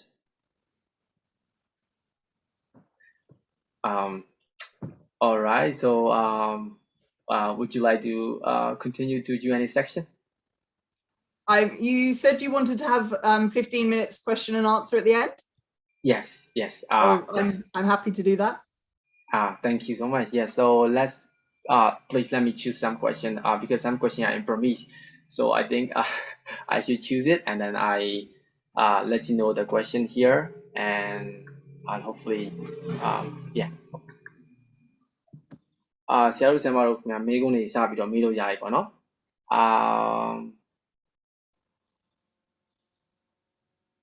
မေးခွန်းတွေစပြီးတော့မေးလို့ရပြီဆိုတော့ဒီမှာတက်လာတဲ့မေးခွန်းတွေအများကြီးရှိရပေါ့နော်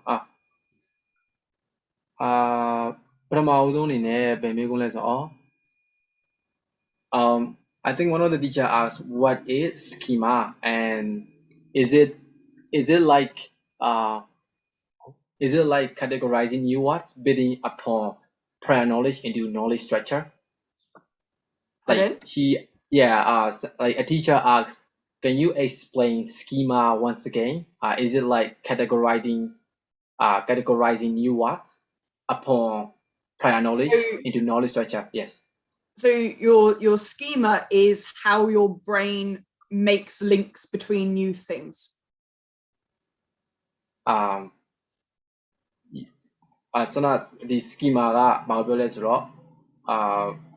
တိဖန်တီးဖို့အတွက်ဘယ်လိုမျိုးစဉ်းစားလဲပေါ့နော်အုံနောက်ထဲမှာဘယ်လိုမျိုးအလုပ်လုပ်တယ်ဆိုတော့ပြောတာပေါ့နော်အဆက်ဆက်လေးနဲ့ပြသွားတယ်ပေါ့နော်ပထမအောင်ဆုံးနဲ့အုံနောက်ထဲမှာဆိုရင် prior knowledge ကအဆက်လေးဆက်ထားရှိတယ်အဲ့မှာ knowledge အသစ်တစ်ခုပေါ့နော်အဆက်နောက်တစ်ခုအုံနောက်ထဲကိုဝင်လာတယ်အဲ့မှာဘယ်လိုမျိုးချိတ်ဆက်တယ်ပေါ့နော်အဲ့ဒီအပိုင်းကို schema လို့ပြောတာပေါ့နော်ဒါလို့ဆရာတို့ဒီမှာ recording ပြန်ကြည့်ရဆိုရင်တော့ပုံနားလဲသွားပါလိမ့်မယ်ဒါဟုတ် yes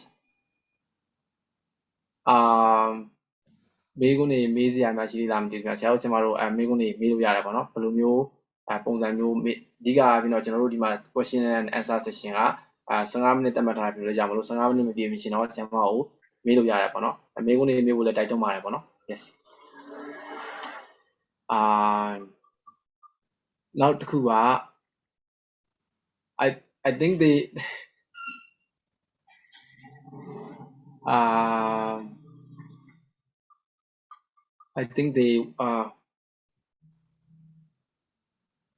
one of the teacher asked, is it related to cognitive load theory as well? What you are saying? So this is all of this is cognitive load theory and about how we can actually use it in the classroom. A lot of cognitive load theory is very, it's all about the research and it's quite removed from what's actually practical to do in the classroom. Oh, okay. ဒါလည်း cognitive load theory နဲ့ဆက်သက်တဲ့ဒါဆရာမပြောတော့တာလည်းဆက်သက်တာပေါ့နော်ဒါပေမဲ့လည်းcognitive load theory ကတော့အဓိကအားဖြင့်ကျောင်းသားကိုစာသင်ခန်းထဲမှာဘယ်လိုမျိုးအဓိကအားဖြင့်တွေးခေါ်တဲ့စွမ်းရည်ပေါ့နော်အဲ့ဒါကိုရှော့ချနိုင်မလဲဆိုတဲ့ပုံစံမျိုးနဲ့စဉ်းစားတာပေါ့နော်ဒါပေမဲ့လည်း cognitive load theory ကိုဆရာမတို့ကျွန်တော်တို့အသေးစိတ်အနေနဲ့ပြန်ပြီးပြောသွားအောင်ပါပေါ့နော်ကျွန်တော်တို့နောက်တဲ့ session တစ်ခုမှာပေါ့နော်နောက်တော့another question is because you are a chemistry teacher and I'm also a chemistry teacher and what challenge do you encounter as a chemistry teacher? I think in England chemistry it's compulsory, everybody has to study it, and I think that sometimes a lot of students they don't want to be scientists so they don't think that they need it. So trying to get them to participate, sometimes that can be quite hard. Yeah, I got that a lot from my student aspect because I am a maths teacher, so some of my students are not really interested in maths, right? Yeah. Yes. ဆရာမပြောတာလားပေါ့နော်အဓိကအားဖြင့်ကျောင်းသားကိုစိတ်ဝင်စားအောင်သင်ရတာပေါ့နော်အင်္ဂလိပ်မှာဆိုရင်ဒါ chemistry ကကျောင်းသားတွေဒီကျောင်းသားတွေအတွက်ပေါ့နော်မဖြစ်မနေလေ့လာရတဲ့ဘာသာရပ်ပေါ့နော်အဲ့ဒါဆိုတော့ဒီခါကျရင်သူတို့ကမလိုဘူးလို့ထင်တယ်ပေါ့နော်မလိုရတဲ့အခါကျမှဆိုရင်စိတ်ဝင်စားရကြတော့ဒီခါကျရင်ကျောင်းသားကိုသင်ဖို့ခက်ခဲတယ်ပေါ့နော်ဒါသူ့ရဲ့ challenge ပေါ့နော်တစ်ခုပါအဲ့ဒီသူ့ရဲ့ခက်ခဲတဲ့အရာတစ်ခုပေါ့နော်and another question is which one of those do you usually prioritize the most in your classroom? Content demand, task quantity, or external support? I think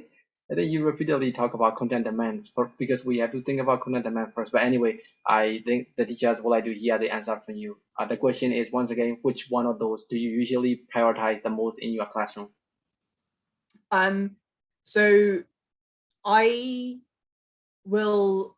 in what I do, I will prioritize the task quantity because that's the thing that I can change most easily. The content demand, it's, I have to teach this stuff. I can't change how tricky it is. The only thing that I can change is how I deliver it. အဲ့တော့ဆရာမဆက်ပြောတာဆိုရင် content demand ကကျွန်တော်တို့ပုံစံတွေထဲမှာကျွန်တော်တို့ဘယ်ကနေဘယ်စီတင်ရမယ်ဆိုတာပါပြီးသားပဲပေါ့နော်အဲ့ဒါဆိုတော့ तू ကဘယ်မှာပထမဦးဆုံးအနေနဲ့တူတာဆိုရင်ဘယ်လိုမျိုးအာရုံစိုက်မလဲဆိုတော့ task quantity ကိုအာရုံစိုက်မှာပေါ့နော်ဘယ်လိုမျိုး task quantity ကိုမြင့်မလားချော့ချမလားပေါ့နော် content demand ပေါ်မူတည်ပြီးတော့ဒါဆရာမအာရုံစိုက်မှာပေါ့နော် yes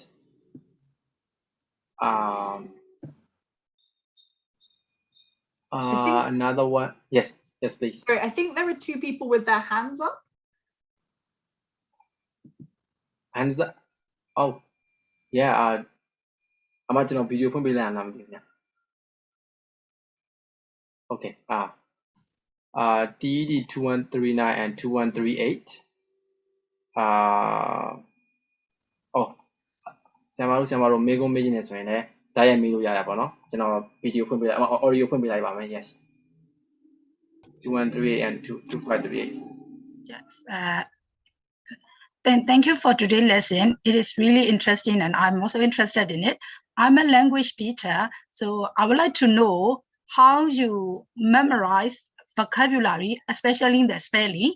as a native speaker. And because these days my students are fluent in speaking, but when I let them to spell the words, they make lots of mistakes. That is why I would like to know in terms of memory and the kind of challenges, load, cognitive load. How as a teacher, how should we encourage students to memorize the vocabulary, especially the spelling? And as a native speaker, how do you try to memorize the vocabulary, especially spelling, when you were a kid? So memorizing anything, the best way to do it is to repeat it. So lots of repetition and getting feedback as quickly as possible. So when they make a mistake, as soon as they make that mistake, stopping them and saying, no, that's not right. This is what's right. And then, because otherwise you practice the mistake and then you learn the mistake and it's hard to correct it eventually. Yeah. Does that answer your question? Yes. And I think it does. Yes, thank you. So we would like to give a chance to TET 2538. TET 2538 Siama. TET 2538. Anyone who would like to ask? Okay. Yeah. Hello, teacher. So I would like to ask some questions. Sorry for I can't open my camera as the electricity were not here, so I'm sitting in the dark. I'm sorry for that. And so my question is, could we use this cognitive loss theory when we design a new course? So do we need to adapt this theory? And if we need to adapt this theory, and how can we adapt this theory when we design a new course? So first of all, thank you for still being here in the dark. In terms of when you do a new course, I think that the same things apply to as with a lesson. So what is it that they need to learn, and how tricky is that to learn just based off, how abstract it is? Then how are you going to deliver that? So your task quantity. Then what do they need to know before they come into your course, and how are you going to check to see if they know it?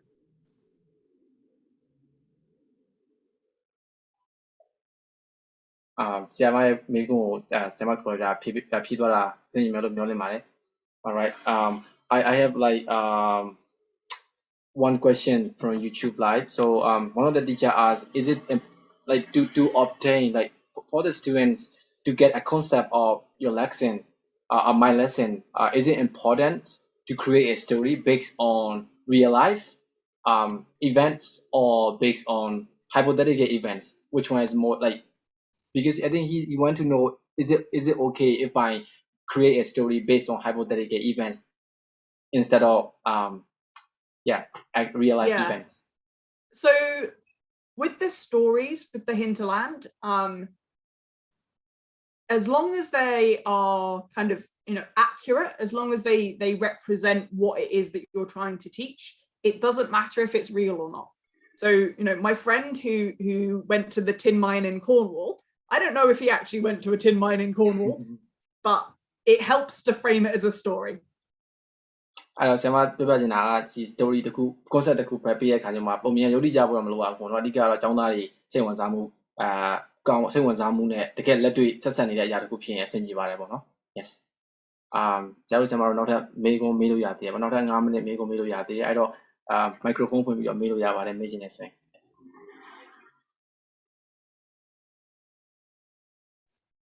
Hello, Miss Claudia. Can you hear me? I can. Oh, is it good morning or good evening in there? It's good afternoon. Good afternoon, Miss Claudia. I'm sorry for yeah, thank you for your lecture. I just have one very quick question. How long should we spend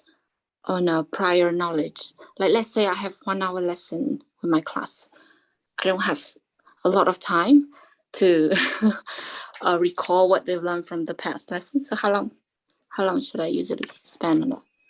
I don't think you're going to like my answer, but as long as you need to. One of the things that is quite important to remember about the prior knowledge is that it's the foundations. And if the foundations aren't there, you can't build on them properly. So one of my classes, they're 13, and I did a whole lesson. I did a whole lesson just on prior knowledge because they didn't know it. So there was no point in moving on because they wouldn't understand it anyway. So does that mean it's okay to not cover the topic for that day that you plan for them? I think yes, because if you tried to build your house on poor foundations, you're not going to be able to build it anyway. So if you move on and you taught the stuff that you were going to teach, they're not going to understand it as well as if you'd spent the time on the prior knowledge, made sure that they actually know it, and then you can build on it after that point. Right. Thank you. Been very helpful. Thank you. Thank you. ဟုတ်ကျေးဇူးပါဆရာမနောက်ထပ်မေးခွန်းမေးလို့ရပါသေးတယ်နောက်ထပ်3မိနစ်အချိန်ရသေးတယ်ပေါ့နော်အဲ့တော့ဆရာတို့ဆရာမတို့မေးချင်နေဆိုရင်မေးလို့ရပါသေးတယ်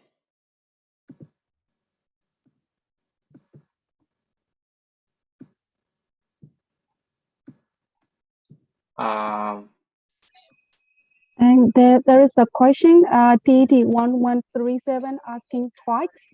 about the question. The question is, what is the rules of a teacher to teach science like chemistry? What is the role, right? Yes, the role of the teachers. Mm-hmm. I don't understand the question, sorry. It's like what is the role of the teachers to teach chemistry? I think the teachers want to know to teach chemistry, how should a teacher prepare himself or herself to teach chemistry? Like what kind of qualification? Yes, he just clarified what kind of So I have a chemistry degree and I have a qualification in teaching. So I have it's called a PGCE. So yeah, I have a chemistry degree and then a teaching qualification as well. I think that's only applies in England. I think the teachers asking, like generally the teachers want to know what he or she should know in terms of should have in terms of qualifications to teach chemistry, like generally, not like degree or certificate. I think yes. So what do you need to know in order to be able to teach chemistry? Yeah. Yes, I think so. Yeah. So you need to something like that, yeah. You need to know what it is that your students are going to have to learn. So you need to be confident on that yourself. And you need to know what it is that they will have to already know to get what you're about to teach them. So you this is what you're going to teach them. You need to know that, and you need to know what comes before as well. It's always useful to know what comes after as well, because then you can kind of build it through as you go on to the end of your course. Right. Yes. I think that's all. I think that's all the question I have received now. So, yes, thank you so much, Miss Claudia, Ellen, for sharing your expertise and wisdom. That was, I think, very much helpful to many teachers. And I although I was an interpreter for this section, I was also a student as well, because the corner design is quite new to me as well, and I learned a lot from you when you are presenting. And thank you so much. And we look forward to having you in the next 20, probably in the future as well. Thank you so much. Yes. Thank you. And yeah, enjoy the day in England. Yes. Thank you. Bye bye. Bye bye. Yes. ဆရာတို့အဲ့ဆိုရင်ကျွန်တော်တို့ဒီ machine နဲ့မေးခွန်းတွေပေါ့နော်ဒီကျွန်တော်တို့ assignment နဲ့ပတ်သက်ပြီးတော့ မရှင်းတာရှိရဆိုရင်ကျွန်တော်တို့ post တင်ပြီးတော့ mail လုပ်ရတာပေါ့နော် assignment ပြီးမပြီးကကျွန်တော်တို့ဒီ platform ထဲမှာassignment finish ဆိုတော့ပါတရားမလို့ပေါ့နော်အဲ့တော့ဘာ percent လေးတွေမြင်ရပြီပေါ့နော်အဓိကအားဖြင့်အဲ့တော့ percent လေးတွေမြင်သွားပြီဆိုရင်ဒါ assignment ပြီးရယူဆလို့ရပါတယ်အဲ့တော့ assignment တစ်ခုကိုဒီဥစ္စာပေါ့နော်assignment တစ်ခုကိုတနာရီမဟုတ် assignment တစ်ခုကိုလုပ်တာဘယ်လောက်မှတော့မကြောက်ဘူးပေါ့နော်တနာရီလောက်အချိန်ပေးလိုက်ရပြီပေါ့နော်ဗီဒီယိုကြည့်ရတဲ့ပါနဲ့အဲ့ဒါဆိုတော့ကြတော့ကျန်တာကတော့မေးခွန်းတွေရှိရဆိုရင်ကျွန်တော်တို့လာပြီးတော့မေးနိုင်ပါတယ်ကျွန်တော်တို့နောက်ပတ်မှာလည်းဒီ